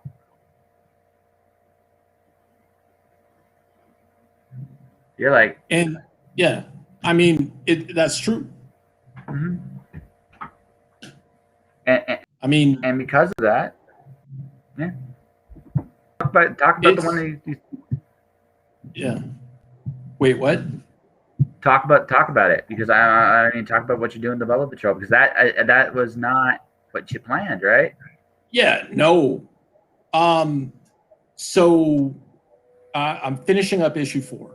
The first arc is going to be 5 issues. The 5th issue is almost done being penciled. And because I'm working with a colorist and I don't want to overwhelm him, I'm like penciling and inking and then throwing him a couple of pages so he doesn't get like 28 pages at once. So the story has become really organic. Like, I didn't know what to do with issue number 1, whether it was going to be a children's book, whether it was going to be a comic book. Knowing how much work a comic book is, that seemed really daunting. And so I played with all these ideas. None of them really felt right. And then I just started writing. And it worked really, really well, because I'm like, well, it's Agnew and Sabu, because then Gurry and Foley showed up. So why not tell a story about how Gurry and Foley come into the fold? And so the first issue is kind of like, I guess the best analogy is a buddy cop movie without any profanity and without any like violence. The violence is implied in one scene specifically, because I specifically did not write an action sequence, in part because I'm lazy, but in part because I thought the gag would be funnier if you go from one character saying, wait, and the other person saying, yeah, you're not going to get me with that again. And he's just like, no, robot hamster sentries. And he's like, really? That's the best you can come up with?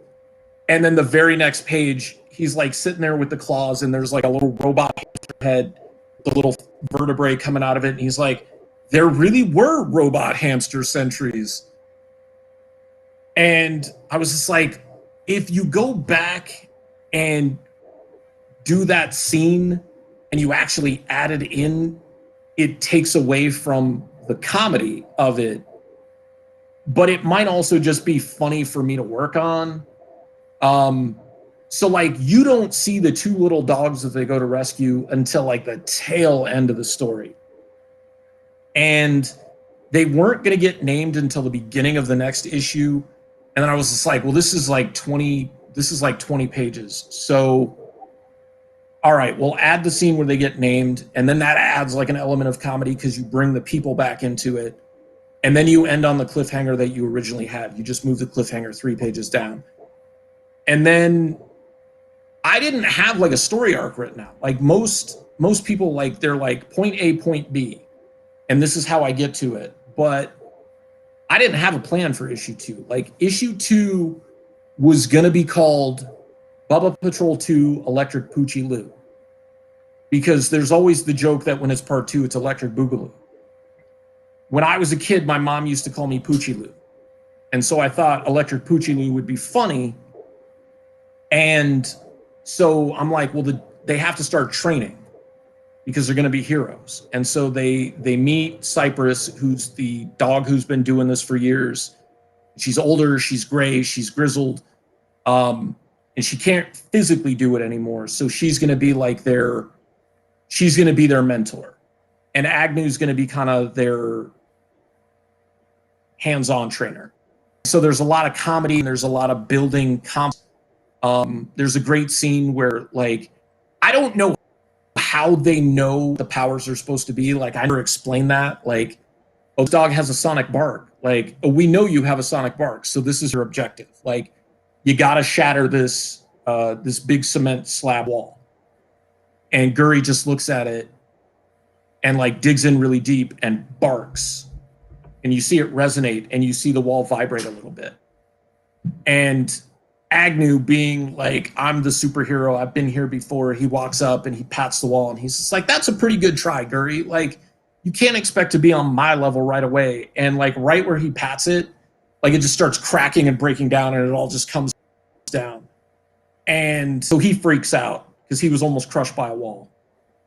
And then with each of the dogs having their own, like, distinct personalities, like in real life, we do the stories and like different ticks and qualities they had. Like, Foley sniffs everything. So one of his powers was a super sniffer. He's also a jumper. Like, he's a small dog, maybe 8 inches at the shoulder, 8 to 9 inches at the shoulder, but he could clear, like, the countertops. Like, when I was taking treats out, like, his head would clear the countertops. Like, that's how high he could jump. Even at the end, when he was ravaged with cancer and skin and bones, he was still getting crazy excited for treats. And so his mission is to track down Agnew through the maze. And he uses his super sniffer to do it because Agnew's holding a cookie. And then that ends on a cliffhanger because the introduction of Grayson comes into it. And part of Grayson's powers is he gets nervous, so he starts shaking. He manifests like an electric field. So he's the electric Poochie Lou. And that wasn't the intention. And at the end of the book, it says, there shall come a Bubba for issue 3. Now, Grayson's named after Nightwing, Dick Grayson. And issue 44 of Tales of the Teen Titans, the cover says, there shall come a Titan. And it's when Dick Grayson first puts on the Nightwing costume and he becomes Nightwing. So the intention was issue 3 is Grayson's story. Now, issue 3 became Cypress's story. And that makes sense because she was the first Bubba. So there shall come a Bubba. But between 2 and 3 was the Bubba Files, which tells the tail end of issue 2, but it shows Grayson's story. And it shows him how he got to that point in issue 2. So it's this organic thing that happened that wasn't supposed to happen this way. It wasn't the original intent, but the end result is better than what was in my head originally. And the thing with issue 3 was issue 3 shouldn't have happened, in all honesty. Like, it was finished, and then the hard drive went out, and none of it was backed up. And so I went through all those, like, grief and loss stages where I had to, like, am I going to redo this? Am I going to restart? Is this the end? Am I completely broken? And it was these dogs that helped me realize, like, you're strong enough to get through this. Like, you can do this. And so starting over, it was 1 page that was saved. And the book was 32 pages. So I had to draw 31 pages. In that process, I decided to make it 40 pages. And I added a page. And while I was working on it, that's when Foley was diagnosed with cancer. So I was just like, I need to finish this before he passes. Give him his moment so he has his legacy cemented. And that's when he gets his cape. And you see him sitting there wearing his cape. And I kid you not, I drew the story where Agnew takes the cape out presents it to Foley. Foley's really proud, and he puffs out his little chest, and Agnew ties it around him and puts the safety pin in place. And then he's presented to the entire team. And I drew that up. I was in the pencils. I reached out to my sister's mom, who is a just a wonderful human being altogether, but she's a seamstress. She made my sister's wedding dress. She made play dresses for her granddaughter. And I asked her, like, will you make these costumes for my dogs? Like, just thinking it's the most ridiculous thing, and she's going to say no. And she's just like, I need two things. I need the measurements, and I need designs. And I'm like, all right, well, like, okay. So, like, Foley's design was really simple. And when they arrived, like, I bought all the fabrics off Etsy, and I have them shipped to her. I emailed the designs. She printed them out. She had the measurements of the dogs. When that package arrived and I brought it home, Foley knew there was something special in that package because he lost it while I was opening it up. And I took out his cape first and I showed it to him. It's got the big for the design.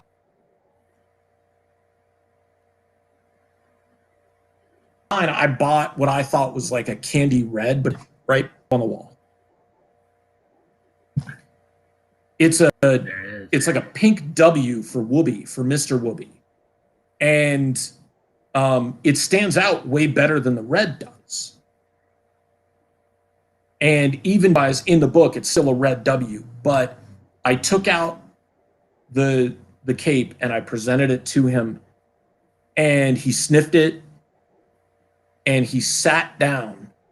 And this is a dog who's got and this is the sad part, he's got a sizable tumor right on his butt. He sits down and he puffs out his little chest. And I like drape the cape around him. And this is after I drew this, right?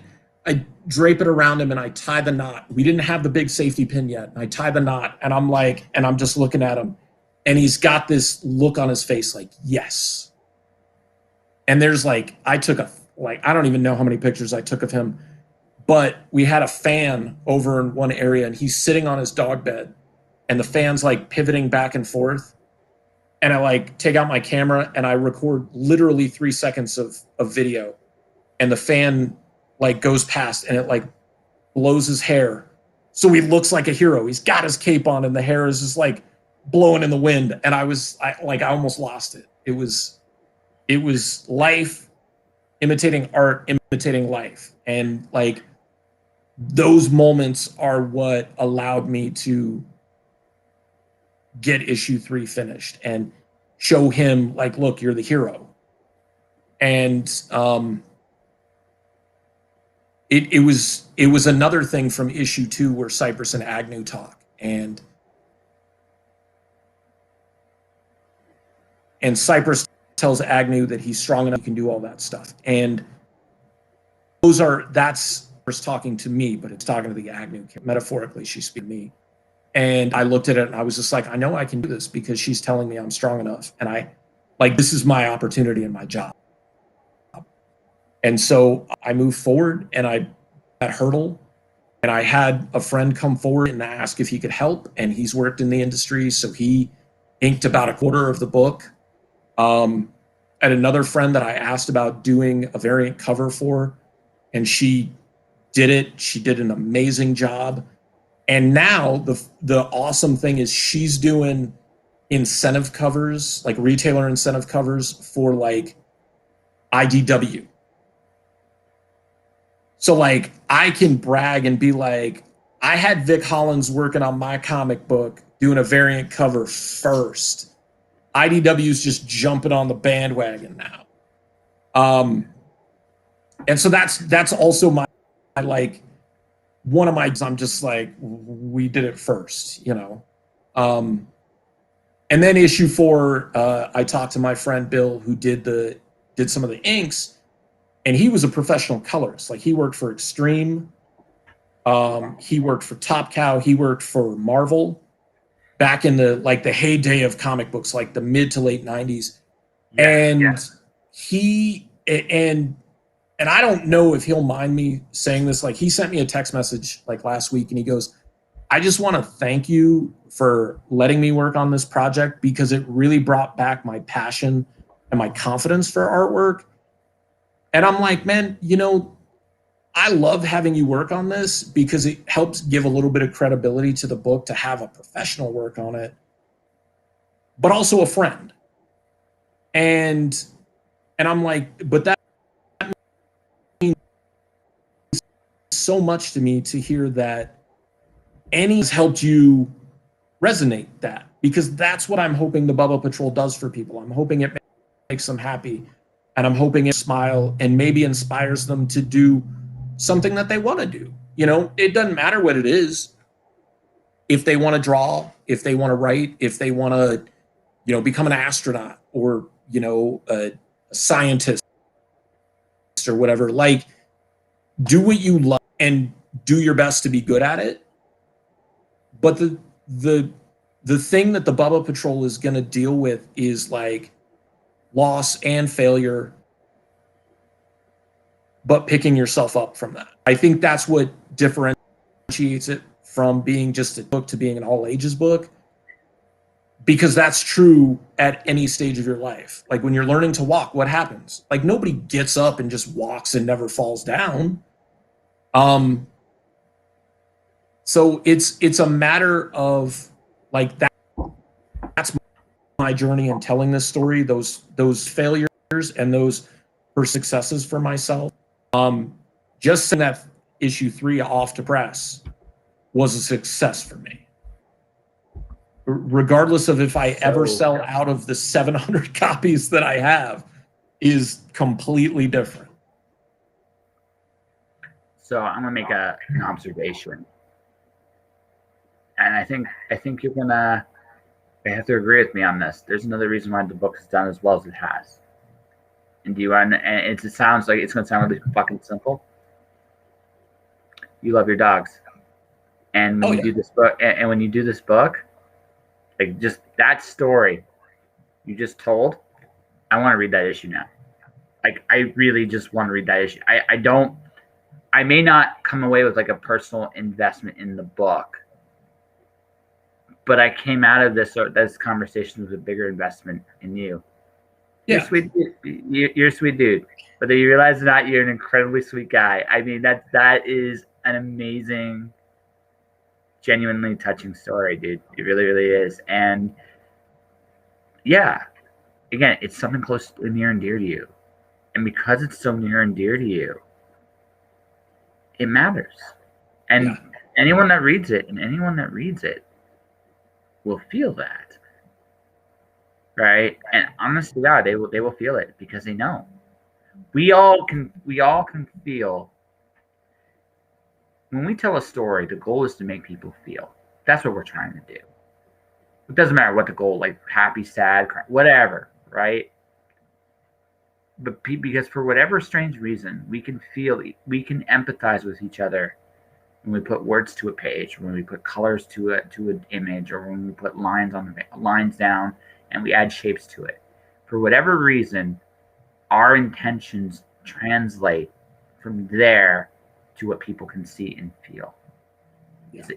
It might be the greatest magic we do, honestly. And yeah, it's that momentary connection. Like,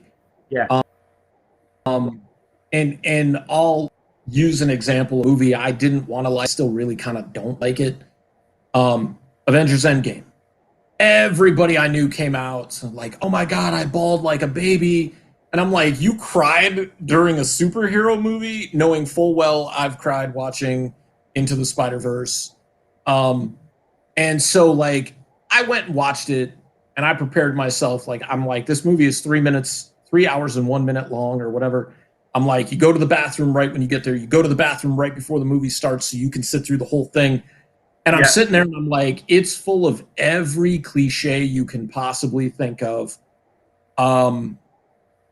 But the moments that hit me were Thor talking to his mom. That one hits everybody. That is amazing. That's the only time I almost started to tear up. Like I was just like, all right. I don't think this is what people were talking about when they said they were going to start crying, but obviously I popped wielding Mjolnir, you know. Yes, everybody the hammer popped just that. starts moving. You knew and it was coming too. Yeah, you knew it was coming. And then on your left. About it right now, and I'm getting goosebumps. Like, just because there was, and somebody posted, it wasn't necessarily a meme, but it's a meme because that's what it is. It was a picture of Captain America standing kind of like in the abyss, and it had the description that like Steve Rogers was prepared to fight Thanos and his entire army with a broken shield and a hammer with no backup whatsoever. Everybody else is out. And he was prepared to do it because that's who Steve Rogers is. Mm-hmm.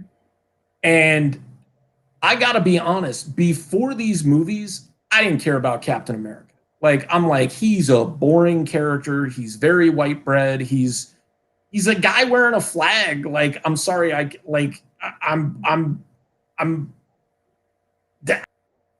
not, that's not my dude. You know, Iron Man's not even my dude. Like, Hulk is my guy. No, he's not. Yeah. But the way they wrote that character and the way Chris Evans portrayed him gave him that pathos that you were just like, God, this dude really is like, he's lost in time. Like, but he's just going to keep going. Because that's what he does.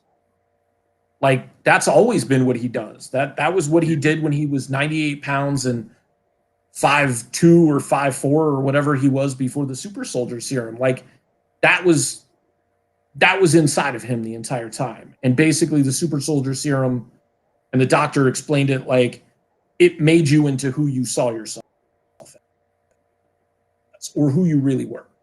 And that's why because that's who Red Skull was. And at least this time he wasn't Italian, and Cap didn't have rubber ears and a shield that was also the windshield for his, motorcycle or whatever. That's a fun movie, though. I mean, if you want to watch a really crappy version of Captain America,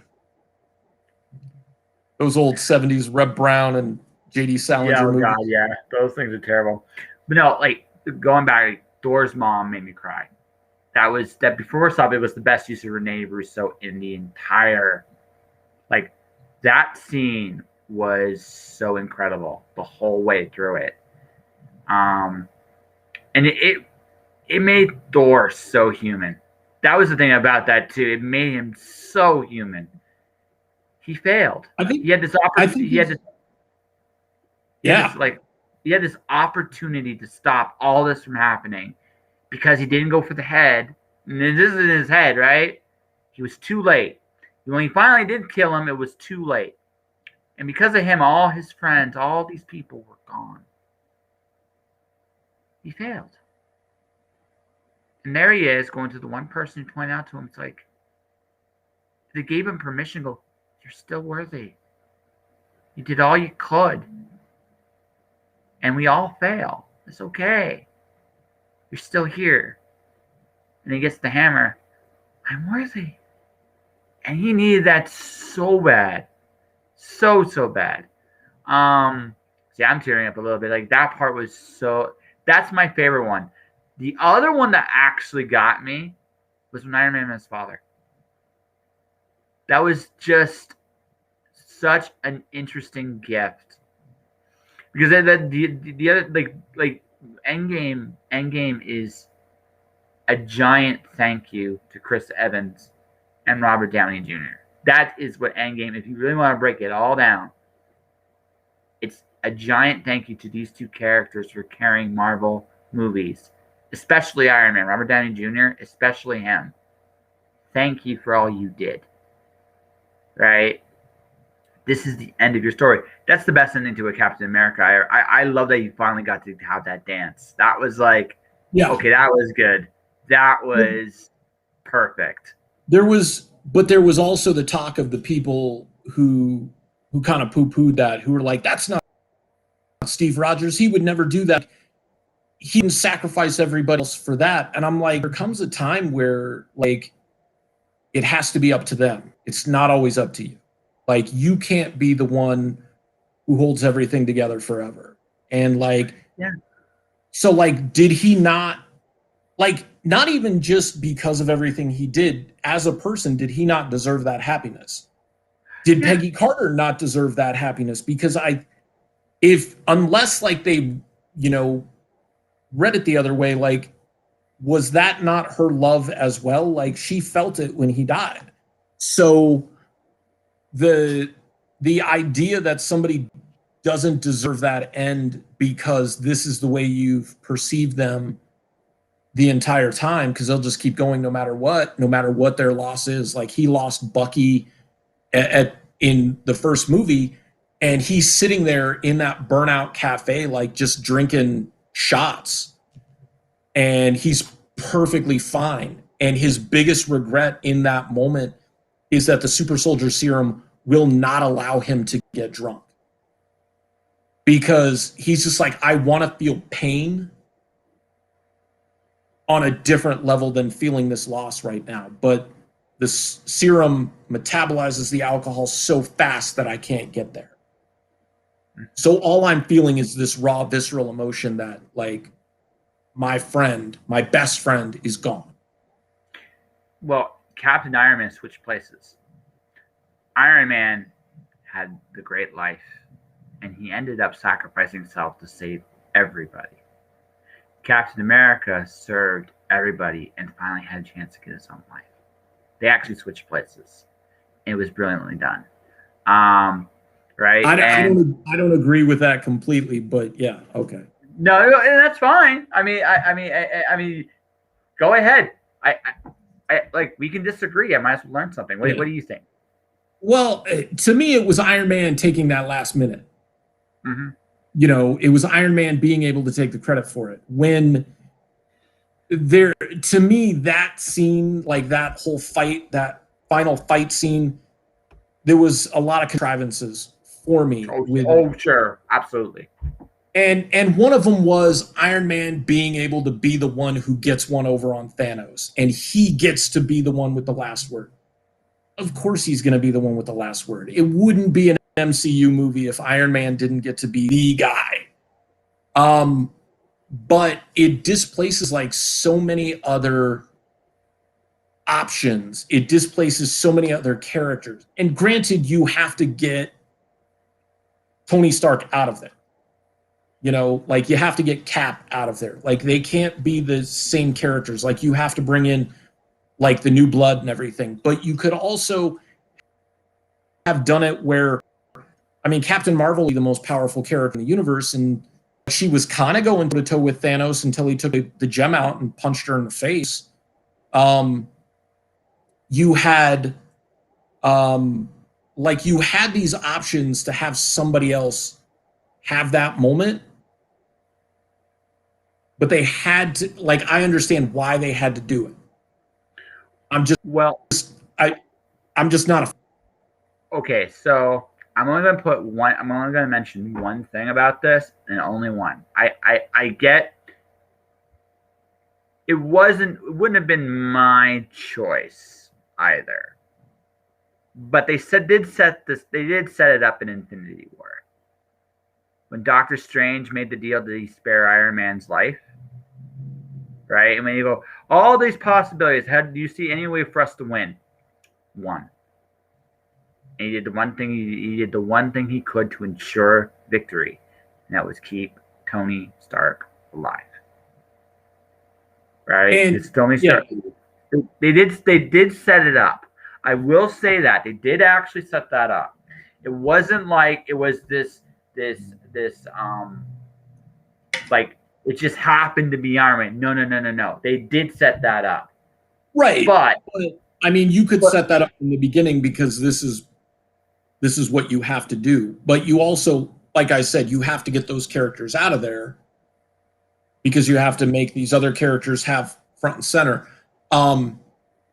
But yeah, no, I get that. But it could have been him passing the torch to somebody else. Oh, there were options for in sure. doing that, he gives the torch to anybody else. But at the very end, Cap passes the torch. You know, and you know, there were still people who were like, well, why didn't he give it to Bucky? And it's just like, dude, like Cap was in Bucky's shadow and then Bucky was in Cap's shadow. Like, it's time for them to be their own. It's time for Bucky to be his own guy. And it's not that Sam's going to be in Cap's shadow because like he's his own person as well. Like, he did his own thing. So I actually enjoyed Sam as Captain America in the comics. I actually enjoyed it. He's a good choice. Falcon has always been a good Captain America. He's always been a good one. But no, like that movie does hit people in some very interesting places. And I hope Marvel never does it again like that. That is probably my last Avengers movie. Not my last Marvel movie, but probably my last Avengers movie. I don't ever want to be part of a 19 movie experiment ever again. I don't have it in me to do it. I just don't. Now, for someone else that wants to do it. I think one of the interesting things that's happened in the past, like 12 years, 13 years now since the MCU started, and then, you know, everything got acquired by Disney. We're going back to like the 1930s and the 1940s where it's a studio system where like they hold these almost lifetime contracts on actors and actresses and directors, and there's way more and I don't care if people agree with me or not, there's way more studio interference in making these movies than there's ever been in history, where you see all these things where you're like, well, that didn't make any sense. Like, why are they doing it this way? Or they're just, this is really bad. They're just piling everything on. And you hire these directors to direct. You hire them for a vision because that's what they do. Mm-hmm. So if you hire Zack Snyder, if you hire the Russo brothers, if you hire whoever because you know they're going to pull this off, and then the entire time you're sitting next to them and you're like, no, we're doing it this way. Like, you could hire anybody to be your director if your studio is just going to be like, nope, we're doing it this way. It doesn't matter what your vision is. It doesn't matter that you've, you know, people like your interpretation or you have a specific style. Like, you know, you're just never going to get that. And that's kind of the same thing with big time comics versus independent comics. Is I don't have or a publishing team telling me, well, like, you can't do this, or yeah, that's okay to do it. Like, I'm going to do it regardless.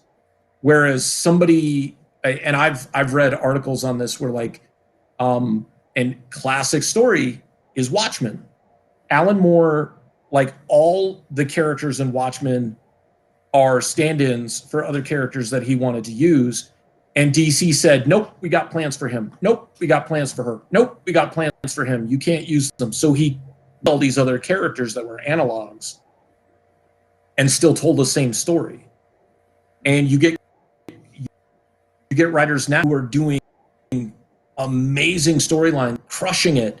And, you know, Marvel or DC says, we're going to hand you the reins to this, the big book, like Superman or Batman or Wonder Woman. They're like, okay. And they'll be like, these are a list of the characters that I want to be able to use in this story.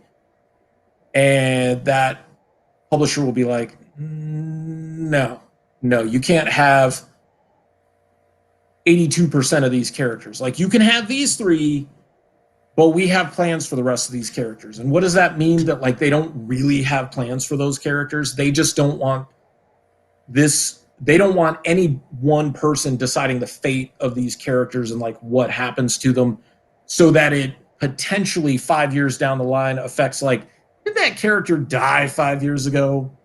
Like, why are they in this miniseries now? Like, so-and-so, John Anthony Chihak Soltero killed that character back in 2022. And it was a story. And they're back? Like, how did that happen? But I mean, that's the nature of the beast. That's the game. Like, you always do that where you have that alternate ending where the character doesn't die. They've done it. They've done it a million times, not just in comic books, in movies, in video games, in animation. Like, it's been done to many times where they leave that little door open. So you're just like, oh, they're bringing him back. Like, that's just all there is to it. They're bringing him back. So we're going to unpack this one a little bit, I think, because I do think people need to understand what's going on. There are things that you are absolutely right about studio interference, but I think people need to understand why exactly this is the case. Even through the Russo brothers, the Wachowski brothers, Zack Snyder, whomever. Okay. The fact of the matter is, okay, Disney has paid a substantial amount of money to use all these characters and intellectual property. They give a shit because look at the money they have put into acquiring these things. Yeah. Right. I actually think Star Wars is probably the more egregious one than most of the Marvel movies. I think Star Wars is far more egregious. Okay, I think most people would probably agree with you on that. Yeah. All right. But I understand the place Disney was coming from. And this is strictly let's just spitball here for fun. Bubba Patrol becomes a towering best-selling thing. You've got cartoons coming out of wazoo. You're in video games. You are a one-man rock star. You're a big fan of me because I'm awesome. Because why not, right? And I go to you, buddy. Hey, I want to use all these characters, and what are you going to do? I'm going to do this, and you're going to be thinking in your mind, I don't know if I agree with this, Josh. And I'm like, but now listen, it's not that I don't have faith in you as a storyteller. I got to look about what I am now. I am a franchise. I have become McDonald's. And as a business model, no, hear me out here. Hear me out here. As a business model, we're not going to talk food. We're not going to talk food. And by the way, I'm not saying be like McDonald's in terms of quality, but their business model, you are going to make some sacrifices as you get more successful. And this is one of them. Okay. Here's the deal. People were comfortable in this particular case. People know what to expect with the Bubba Patrol. Bubba Patrol is this awesome. It is like getting that quarter pounder with cheese at McDonald's. You know what you're gonna get, right? They're not gonna fuck with the quarter pounder with cheese that much. They're just not going to, because they're like, people expect this quarter pounder with cheese to be awesome, and we will make it awesome, because we all know McDonald's and good food is not exactly it's not really a thing anymore. But again, that's not what we're talking about here. What we're talking about here is the expectations of your audience, and in fact, the amount of money, time, and effort you have done to build your audience up, and the investment you've put in to all this. Yeah. Even if I am good at it, and I have my own vision, my own talent, you're not going to be quite so quick to give me the keys to the car. Because, and that's fair, because if your car is that amazing Lamborghini, you really don't want me to scratch that paint job. You really, really don't want me. And if I fuck this car up in some way or another, I might be dead. You might actually call somebody. You just might. Now, I'm not saying you would, but there'd be a momentary thought of, I might just murder him. I like him, but I might just murder him. Now, you'll let me drive the Lamborghini under certain circumstances. I don't go over 60. I stay away from the expressway. For fuck's sake, stay away from the expressway. Right? And I'm going and I'll let you drive it like Rain Man, slow on the drive. Exactly. On Sunday. Now, I do that enough times. You're going to be like, okay, he won't fuck that up. Let's give him a little bit more rope and see what he goes with. And then you understand intellectual property in movies, in publishing. Look, not everybody does Batman. And the reason why not everybody does Batman is very simply put, it's not talent. Talent isn't the question, it's trust. Right? That's what it comes down to. So when you look at it from a traditional standpoint, the fact of the matter is I got some great Green Lantern stories I would want to tell. Now, I know there's like 5 of them I'll never get to tell. Because frankly, in their position, I wouldn't tell it. And that's me. I don't think I'd fuck it up, but I understand. Again, it's just knowing the beat, as you say, the beast you're dealing with. Yeah. It's the same with movie studios. Now, there's a point where it goes too far. I did mention Star Wars for a very, very, very specific reason. There is a point where it goes too far. However, you can definitely understand the reticence and reluctance to just give the keys right away. And I think, and this goes to something that we said earlier with comics, I think if you understand that going in, though, you can tell a compelling, amazing, wonderful story that you know will reset itself once you're gone. And if you can live with it, and if you get, now here's the thing. I look at it like this, okay? My favorite Alan Moore stuff is not Watchmen. My favorite Alan Moore stuff is Supreme. I love his take on Supreme. That's like what if Superman was actually fun again? Yeah. That's Supreme. Right? That was his take on Supreme. And it's a neat, nifty, awesome little run. And I looked at it. I looked at it with a lot of respect. But he came in, he took a property, he told his story, and he left. And when he was gone, the character went back to what it was. When Jim Lee and Jeff Loeb did Batman, the Hush storyline was great. But when they were done, yeah, fair enough. But when they were done, it reset. For some people, that is their Hush storyline. For me, my Hawkman storyline is Hawkworld by John Ostrander. I love Hawkworld. It's fucking fantastic. But it's not Jeff Johns' Hawkman. And for some people, Hawkman's going to be Jeff Johns' Hawkman. Yeah. And for people like me, it's going to be John Ostrander. But here's the beautiful thing. It's called rereading books. I can get my story all over again. Unless it's One More Day by JMS. Then I don't want to have that story ever again. Right? But But here's the thing. Talk about studio interference, right? Oh, yeah. The higher-ups who were like, people don't want to read about 30-year-old Peter Parker who's married and has a child and all these things. And, like, we need to take him back to his roots. And I'm like, how many...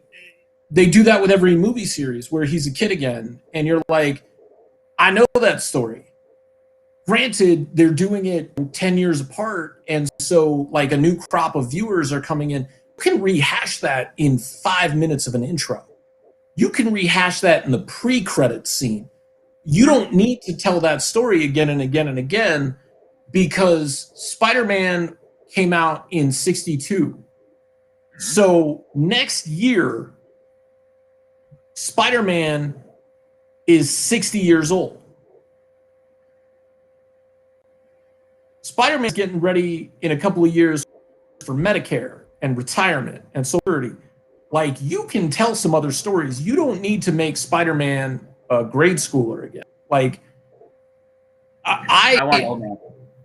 I want old man Spider-Man. I want old man Spider-Man. Did you read A Life Story? No, I haven't. I haven't read that one yet. It's told in real time. Like, it's 6 issues, and each issue is a different decade. And so there's the 60s, which was issue number 1. He's out of high school. I think he's in college. The Vietnam War is in full effect. And like Flash Thompson goes to Vietnam.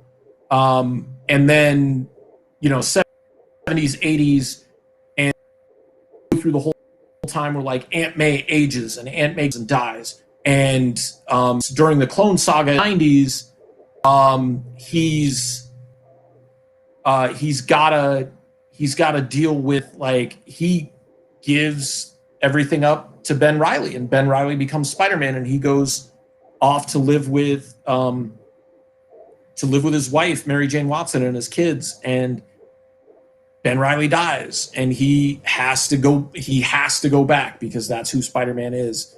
And at the end, like, he's an old man. He's like in his 70s at that point. And they're starting to do more. I think they're doing like Fantastic Four life story. But it was just really, really interesting to see these characters like age, because that's the thing that we see. Like, if we watch the same movie over and over again, Mark Hamill and Carrie Fisher are in their 20s, you know, but in real life, Mark Hamill's in his 60s, Carrie Fisher is gone. And, you know, we didn't see that progression of like where they went and how they did. But on the very last issue of A Life Story, like, it's him and Miles Morales working together, and him passing the torch to Miles, even though Miles has been Spider-Man for years at this point, like in the story. And it's just like, all right, we come full circle, because that's what Peter Parker would do. And he's an old man, and even with his spider powers, he can't do this anymore. Like, so it's like, that's a great story. But then, you know, you go back into regular continuity, and, you know, he's been de-aged for the film, and, you know, Aunt May, for some reason, is like 9,000 years old, which I never understood in the movies, and I never understood in the comics. If Aunt May, she's not even a blood relative, right? Like, his uncle was his father's brother. So Aunt May has no obligation to take care of this kid. Like, she's not like biologically tied to him. I'm just saying, like, in the real world, like, a lot of people would be like, hey, see ya, you're 18. Like, I don't care. But Aunt May was his parents' age. So if Peter is like in his 20s, why is she 95? Don't know. And in the movie, like, Rosemary Harris, don't get me wrong, she did a phenomenal job as Aunt May. I loved her as Aunt May, but she was 1,000. And then you kind of made her a little bit younger with Sally Field. And I like Sally Field as an actress, but even, like, they did a decent job with, like, she wasn't supposed to be as old. But, like, Aunt May, like, my Aunt May is Marissa Tomei. But, like, I kind of have a thing for her anyways. So, like, that's kind of beside the point. But, like, younger, she's his parents' age, like, she's hipper. She's not like, oh, Peter, you're going to get hurt. Like, she's, like, sees him in the Spider-Man costume. Fuck. Like, that's how she would react. It wouldn't be like, oh, sweetie, it's okay. And, like, your uncle, like, you know, whatever. But like I said, with those big characters, right? Yeah. You just know, okay? You come in, you're telling whatever story you can, and you walk away. Yeah, I went off on a tangent there. No, it's okay. It's okay. It's okay. Hey, listen. We both agreed with studio interference with Star Wars, right? You talked about some great little. You told me a great Spider-Man story to read, so I'll definitely check that out if nothing else, right? But I mean, and obviously you're a big Spider-Man fan, and that's cool, right? But I mean, the thing. All I'm saying about that is, right? Dude. Listen. I had Hal Jordan go mad and kill the entire Green Lantern Corps for no really good reason. And then Kyle Rayner, who was a great character, became Green Lantern. Why couldn't you just kill Hal? I mean, just strictly speaking, like, if you're going to do it, at least at least have the guts to kill them all. Or, okay, you want to break up Spider-Man and Mary Jane? Get a divorce. Right? I mean, lots of people get divorced. Yeah, exactly. They even touched on that in Into the Spider-Verse. In, like, I guess it was our universe, Spider-Man, that, like, went to the Ultimate Universe where Miles was. Like, they got a divorce. Yeah. Like, she wanted to have kids. He got scared, and that's reason. But yeah, you're right. Like, one of the things that bothered me about them bringing back Hal after he eventually died and they did Rebirth and everything was that he was no longer responsible for what happened. Where it was just like, you didn't become Parallax, you were possessed by Parallax. It's just like now what they do with Marvel, where Jean Grey wasn't the Phoenix, like it's an entity. It's not like what you become. So it's a really good storyline ex machina because you're like, it gives you an out, like a big out to be like, oh, well, this person committed atrocities, but they're not really responsible. That defeats the purpose of being a hero in my eyes, because you have to take responsibility for what happened. Well, so do you know my favorite modern superhero book? Honestly, just because of all the adult consequences in it, Invincible. That's a really good one, right? Right, because it's an actual, honest to God superhero book with some interesting consequences. It is like it's like Spider-Man X Factor, and you never feel like anytime during it that he copped out, right? Yeah. Right. Did some really adult things with the character, some things you never would have expected. And the character grew up, matured, evolved, did all kinds of amazing things, and then the run came to an end, which is great. Here's the real problem with the big properties. This is the real problem. This is the trap, and again, an understandable one. Just again, going back to the McDonald's. This is the McDonald's, the fast food part of the big franchises, right? There's no Act 3. There's no Act 3 for any of these characters. Yeah. If there was an Act 3 for these characters, you would be. See, Doctor Who got it right. You get an Act 1, you get an Act 2, you get an Act 3 with your Doctor, whether you like them or you don't. And then the Doctor goes, and a new Doctor comes, and as a result, you can tell different stories. And for God, let's say you don't like this Doctor, but you like the last Doctor. Well, those shows are still there for you to watch. Yeah. And you'll come back to check out the new Doctor just because you want to see if you want to follow them, root for them, because you love the feeling the old Doctor Who gave you. And eventually you'll find a Doctor you like and you'll follow that again. Well, I think that's also what, to some extent, Marvel and DC are trying to do now with new characters inheriting the mantle. Like you've got the next Batman. You've got Marvel did it years ago with the MC2 line, where all the like characters, their kids had these powers and stuff. And so you have that opportunity, but then there's the people who just kind of like shit on it, and they're like, this sucks. I want Captain America back. I don't want Sam Wilson. I don't want Cap back. Like, but there's like, he started out in 1941. Like you can still have all that, but there comes a time, like you said, where that character needs to have that third act. It needs to definitively end for them. And that's the issue, because it's creating content, because it's creating not even a legacy. It's creating content so that you keep the copyrights, so you keep the IP, so you can make more money off of it. You can just keep it going. So you're not ending things. Like, from what I understood, Spawn was supposed to end either with 50 or 100. Like, Spawn dies. I mean, he's already dead, but he like uses up all his powers in Spawn 50. He saves Terry Fitzgerald's life, and he uses all of his powers to cure his cancer. Goes back to hell. Somehow tricks Malbolgia into making another deal so that he can go back.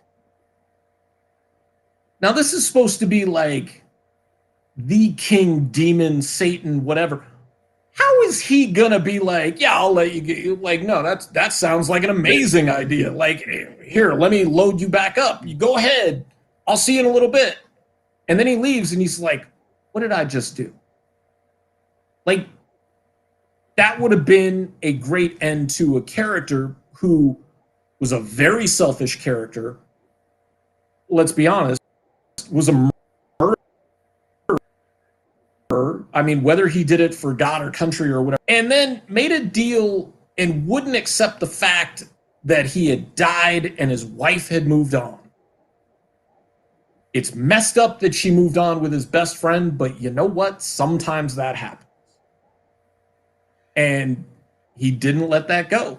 Like, I'm just like, I don't, but that's, so he just kept going after that. And now he's at issue, 318 just came out or whatever. Yeah. And it doesn't look like there's an end in sight, but at some point, Al Simmons died and somebody else took over as the Spawn here and now. Like, there's been Spawns throughout history. Absolutely. But somebody else took over as Spawn, and apparently that person didn't go over so well. Like, that person went over like Snitsky saying, "It's not my fault." That's an inside joke, and not a lot of people are going to get that. Actually, small aside before we continue. Do you watch the current WWE product besides SmackDown? I do not. Well done, sir. That's all I'm going to say. Well done. Continue. Continue. But yeah, apparently people hated that character, so they brought back Simmons. And I'm just like, all right. I mean, I guess that would be like making and I know he's dead now, but making a really old Sean Connery suit up as James Bond because, people hated all the other James Bonds. But you could do that story that people have been hinting at and processing at, that James Bond, that 007 is a code name. That's not the guy. So Bond is just the name of like their top agent. That's, and so, yeah, we've had 52 James Bonds. 51 of them have died. This one is on his last legs because he's old. He's made it to this point. Like, we need a new James Bond. And you could just explain it that way instead of it being like, this is the same guy who keeps doing these adventures. And you're like, I don't know. I'm not a James Bond guy myself, but no, you could explain it that way. You could. But this is the thing. Like, this is where it gets tricky, and this is what you got to look at, right? From purely a business sense, the fast food model is amazing, but only purely on a business sense. From the sacrifice you make with IP is, by and large, good creative. By and large, right? And to some degree, you might accept that. Look, Tom McFarlane was okay with it with Spawn, and you know what? Bless him. He's got a great gig. His backlist is always doing well. He's got a toy line he's proud of, and you know what? It bringing Spawn back as a character, right, enabled him to do that. More power to him. Like, I mean, what are you gonna say? I get that, but as a creator myself, like, I have a definitive end in mind with the Bubba Patrol, and I know I can't tell this story forever. How do I get to that ending that I envision? I mean, I'll eventually figure it out. But instead of telling it as like this linear story, issues 1 through 1,000, which I wanted to do, I'm like, that's going to be really inaccessible for a lot of people. So I'm going to tell them in story arc series. And I used to fault creators who would do that, where it'd just be like, oh, this is a miniseries. Oh, this is the miniseries. Oh, this is. I'm like, why not just tell a continuous story?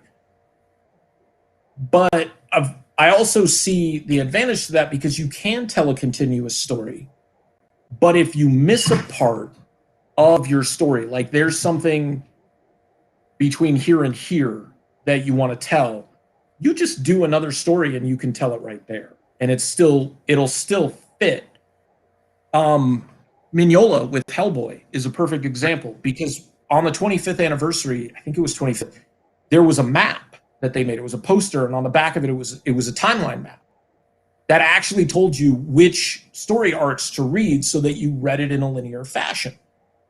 And I'm like, that works. It was kind of the same thing with Sin City. You're like, you read The Hard Goodbye, which I don't call it The Hard Goodbye because it's just Sin City. Just like it's not Star Wars A New Hope, it is Star Wars. Like, that's what it was when I was a kid. First time I read it, they just tacked that on so that they could, whatever. So you read Sin City, Marv dies at the end. And then you read A Dame to Kill For, and Marv's alive. And you're like, Marv died. And you're like, oh, he's not telling the stories in a linear fashion. Like, that was Marv's story. This one is I want to say Clive Owen. I know he played him. This one is Dwight's story. Like, but Marv plays a role in it. So you're like, okay, that makes sense. Like, it's the timeline. And I think that's what I mean, you could technically do that with an ongoing series, but I think it makes it a lot easier. It makes it a lot more accessible to new readers, to old readers. And then for me, from a marketing standpoint, the second miniseries is going to be easier to sell to people who haven't read it yet. Yeah. Well, so like, but you're also like, it's what you're delivering, what you promised too. So the beautiful thing about also the miniseries, it accomplishes 3 goals. One creative business merger, which we'll talk about at the end. But here's the thing: you've proven you can tell a story, and you can tell a good story. That's from a creative end. That's fulfilling on your end. But also making it smaller like that, it's also easier. It's not as daunting even for you. You've taken a big story and you're breaking it down into smaller steps, which honestly is a really good way of solving any problem, not just telling a story. And from a business perspective, just strictly for the last reason, when you're done Bubba Patrol, the first one, you can now very quietly, if you really want to, pitch it to different places. Hey, I got a cool property, and here's the story. Right? That's the other advantage to it. But that all said, right? It's actually a good model. I think especially for indie creators, it's not telling. If you can tell the big story, honestly, awesome. That there is a place for you in the market. Yeah. But especially when you're getting started, proving you can tell a story is probably the most important thing you can do as a creator.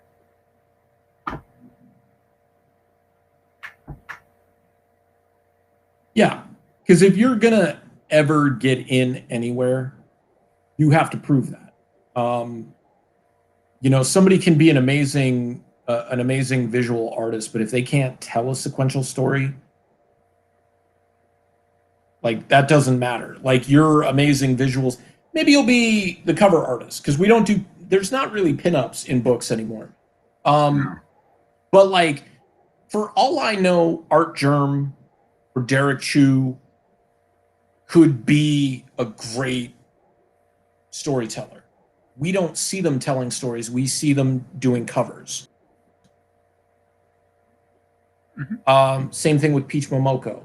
But like Jamal Campbell will churn out these really cool variants. Like, just on issue 80 of Nightwing, he got to do the B cover. And I watched him on Fandom doing like a drawing, and his favorite character is Nightwing. So I'm like, dope, he got to draw one of his favorite characters. It's also my favorite character.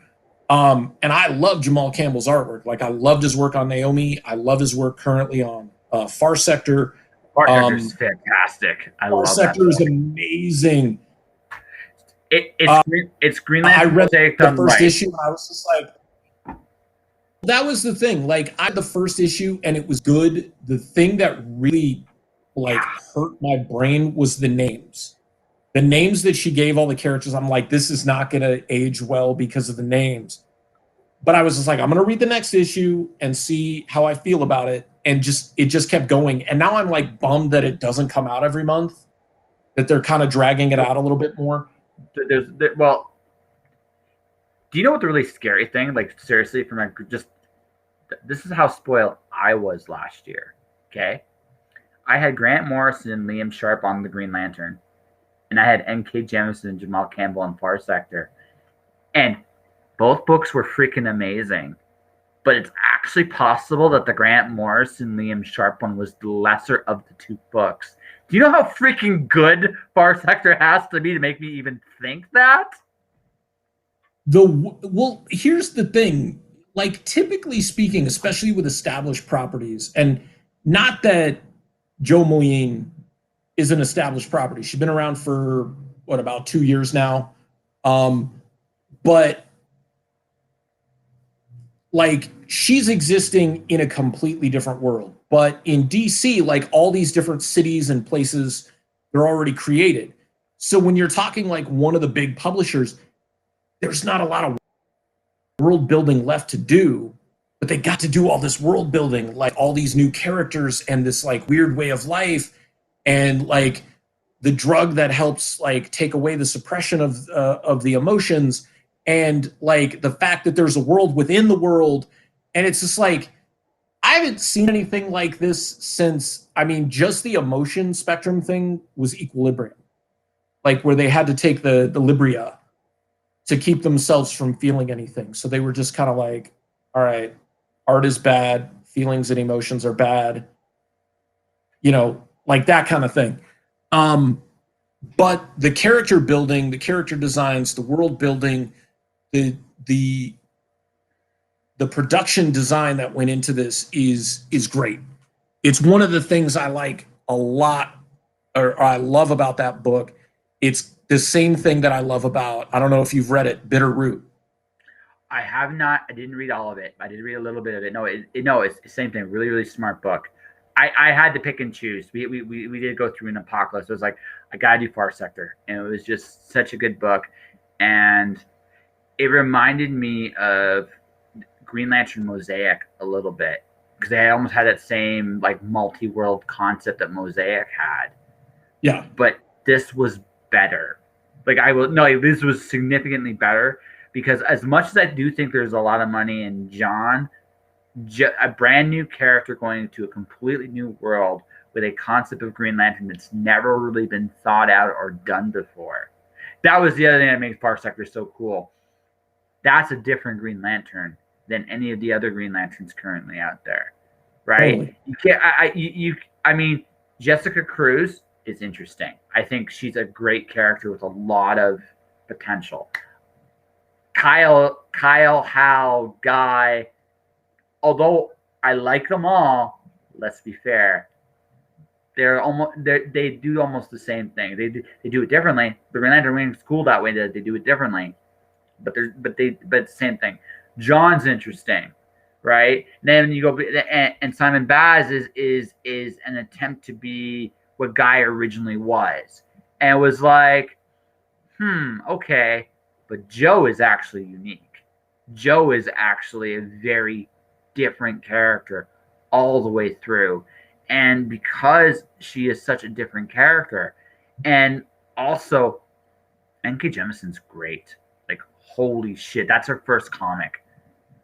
I got some novels from her just because I read that comic, because it's like, wow, you're good. Like, wow, you like, that's your first comic?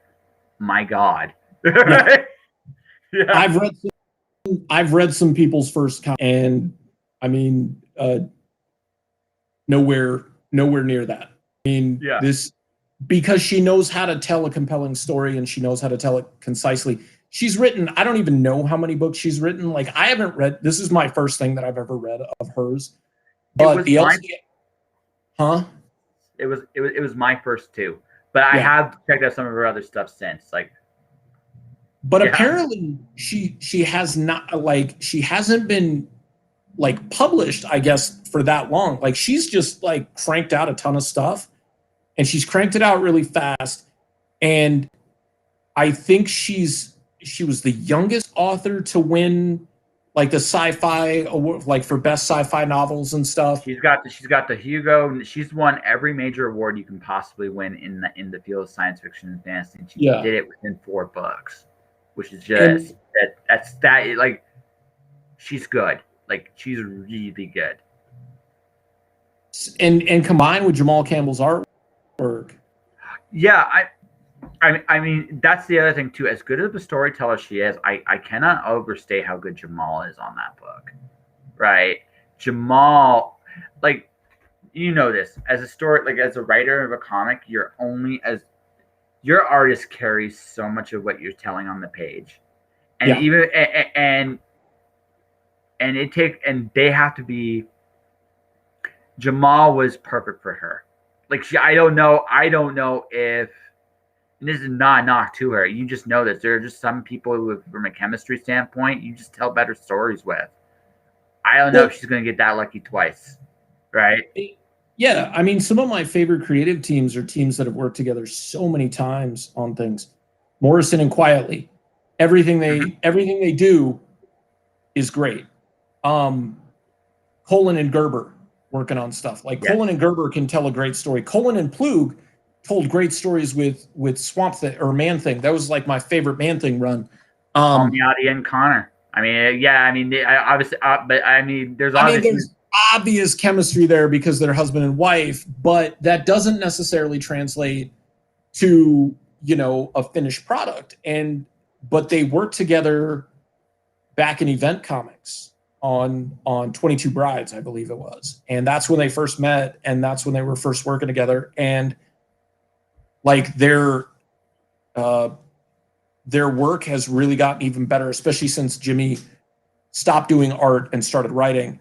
And now Amanda has not stopped doing art, but is predominantly doing writing, because I actually talked to her one time at Comic-Con. She's like, she hates doing sequential art, or not sequential art, doing a monthly book. Like, they're boring. Because there's nothing harder than that. You have to meet a deadline. It's boring. It is so hard and draining. Like when I finish a book, and I might finish 2 a year, I'm done. Like I am emotionally spent. I have put my all into it. The Bubba Patrol is a little bit different because it's upbeat and it really drives me as a creator, but I'm still emotionally spent. I cannot imagine doing that 25 days a month, 8 to 12 hours a day. I cannot imagine doing that because the physical strain on my wrist would be bad enough. But and maybe it'd be different because they're not characters I'm necessarily emotionally invested in. Like I love these characters, they're great, but it's a job. Like drawing Batman would be a job, drawing Spider-Man would be a job. But I'm not like, they're not my baby. I'm not going to die for these characters, kind of thing. Maybe that's the difference. Well, see, that's why I say it can get boring. I think here's the thing. Amanda Connor does a personal project. She spends months and months on it, and she puts it out there. She's exhausted, doesn't want to necessarily go back to that right away. But there's a charge from that, right? Because it's your baby. Something goes right back. If I had to draw, so here's the thing. I think for me, Batman's boring. Gotham City's fascinating, right? So I mean, it depends on I guess it depends on the book too. But if I was drawing a character I wasn't really particularly emotionally invested in, I would get bored. Because honestly, it would just be one of those things where I'd be like, I'm just not feeling it. Now, pays really well. I'll find a way to get it done. But there will come a point where it's like, you do like 5 or 6 issues of that. You're like, you know what? Can you give me something else? Like anything else? Yeah. Right? Find me a book. Find me a book that grabs me, you know? It's like any other job. Like Bruce Willis. For years, people have been just saying, like, he just goes through the motions. He doesn't really care about it. He's there for a paycheck. I'm like, did this guy not save any of his money? Like, you know, he had to have made bank for a lot of the projects he worked on. And now he's doing like direct to video stuff. And not that there's anything wrong with slipping that, you know, everybody's got to go somewhere. But if your heart's not in it anymore, like, you are just going through the motions. You're like Hulk Hogan. You know, you're collecting a paycheck, you're going to drop the leg, but you're not going to do the job, brother. Like, that's just the way it is. I hate being on the road. I hate all you people. Just give me your money and shut up. So, okay, Willis is an interesting one because I think he did a lot of that to himself. Oh, yeah. Yeah, he did a lot of that to himself. I think a better example is Nick Cage. Because Nick Cage is a lot directed. It's true though, right? Oh my God. You know what my theory about Nicolas Cage is? All right. I'm pretty sure it was Priscilla Presley that he was married to. Like, he had a thing for Elvis, so he married Elvis's daughter, which is really weird. Yeah. Well, all right. Loved comic books, right? Wanted to be Superman. Even, you know, there's pictures of him in the Superman costume and it looks really terrible. Like people hated Man of Steel. This is even worse than Quest for Peace. Like, this would have been, I think this would have killed DC. Like, literally would have killed DC. Like, you would have seen producers and publishers committing seppuku after this if this had actually happened. My theory is this: Nicolas Cage, like I said, I believe it was Lisa Marie Presley that he was married to, didn't like the fact that he collected comic books. So what did he do? He got rid of them all. That's when he turned crazy. Am I right or am I wrong? There was like a point in the 90s when he was doing movies like Face Off and Con Air, and that was like the height of his career in terms of money making and also still getting to do some interesting characters. And then all of a sudden, like, you know, he kind of drops off the face of the earth. He comes back. He did Leaving Las Vegas, where he got an Academy Award or he was nominated or whatever. But he was basically, I think he was playing himself. Like, I think he was probably wasted half the time when he was filming that. I don't know. That's just my thought. And then, you know, did Ghost Rider, and that was just pure cheese. And yeah, now he's doing like, you know, Nicolas Cage doesn't get paid in money. He gets paid in scenery because he's well fed that way. So Nicolas Cage, so I chose the example. Wow, we went even longer this time than last time. Holy crap! But I actually have to go soon because I got to give him his meds. No, all right. So let's wrap this up. Let's do the Nick Cage thing, and then we'll wrap up and you promote your stuff. Right. Nicolas Cage to me is the Babe Ruth of acting. This is the difference between him and Bruce Willis. Hear me out on this. I want to hear this. Okay. What was Babe Ruth most notorious for? He always would call his shot and he would swing at every pitch. Nick Cage, if you really look at his career, he swung for a lot of different roles. Some were good, some were shit, some were somewhere in the middle. But if you really sit there and look at his career, what he did, he rose and fell from taking chances. I think he's actually a great model for a lot of people to aspire to, at least in this sense. Not to dress up as Superman. Not everybody can do that. But in this particular sense, he's living proof that if you swing for many different things, good things will come your way. He's living proof of that. He's also living proof that maybe there will come a point where you need to walk away. Now, maybe he has his own reasons for still doing some of the movies. What? At least take a break. Yeah. But maybe there's other reasons he's still doing movies. I don't know his personal life. Willis sabotaged himself. I don't get that feeling with Cage. I get, at least not professionally. Personally, maybe. But professionally, I don't feel he sabotaged himself. I just feel that, much like everything else, you get the path is to swing, right? He swings for stuff. You look at his roles, you look at everything he went through, he swings. I admire him for that. Now, I don't, again, some of the things he did personally, meh. But professionally speaking, I cannot fault his acumen. At the very least, he had the balls to go for it. And I admire him for that. So how was that? Was that good? I thought you were going to say because he was a notorious womanizer and he was always drunk. That doesn't hurt the analogy. It doesn't hurt. John. He started his career and ended his career in the same city, but for different teams. Yeah. maybe that. But John, dude, you're a good guy to talk to. Enjoyed having you on the show. Thank you for coming back. You seem to, like I said, I have a big mouth. See, the shows have gone much longer than this. It's great. But before we wrap up, you have a Kickstarter coming up, and I don't think you can top the story you told earlier about Bubba Patrol. That's really that dude. You're a sweetheart. I mean, I'm sorry. I'm just gonna think of that from you from now on. You're just a sweetheart of a dude. But yeah, tell people about your Kickstarter, your Bubba Patrol, and where people can find it and you. All right.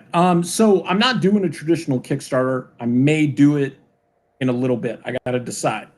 All the tiers, all the ways to support issue 4 of the Bubba Patrol are on the Bubba Patrol page on Facebook. It is the pinned post. If you go to facebook.com/Bubba Patrol, first thing you're going to see is the cover for issue 4, and you're going to see all the different tiers of support. We've got a basic one where you can get just one copy of the book. You can get a rebarked copy of a remarked copy. We rebark it. It's got a little sketch of a dog head on it. There's covers. Because Foley is no longer with us in the physical sense, we have a special Foley Forever cover that my buddy and colorist Bill Simpson did, and it's an Adam Hughes Supergirl and the Legion of Superheroes homage, where she's sitting on the asteroid and the cape is flowing behind her. The book itself, that issue or that cover will be limited to 30 total. We're never going to reprint it. And 10 of those have been claimed. That tier has 20 spots on it because we need to have them in other sections. So there's only 10 of those spots left. I may run an Indiegogo. I like Indiegogo better than Kickstarter. So if you follow the Bubba Patrol page, you will eventually see news on if that's going to be run. The reason that may be run is because we had our funding goal last week. I was super stoked about it. I found out that the printing program that I've been using through Alterna Comics is on a hiatus.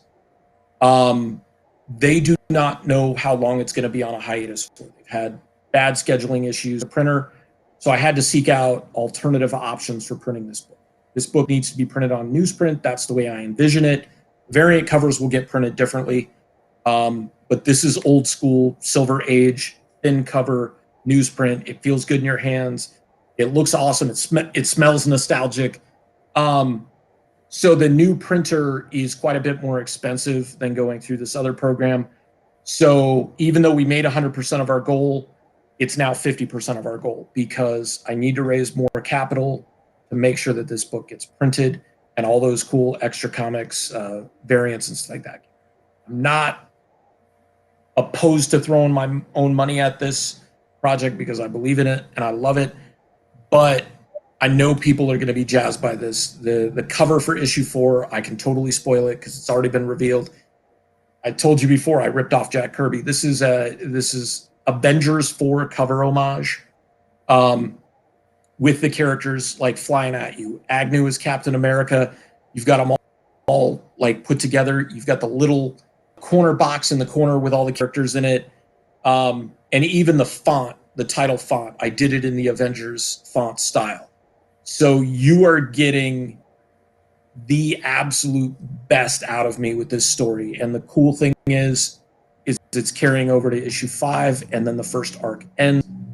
And hoping that because I'm working with the colorist, you're not going to be waiting another year for issue 5 to come out after issue 4. We're going to get these things done so that you have them in a timely manner, and you get to read the entire saga so far, the first bark, as I'm calling it.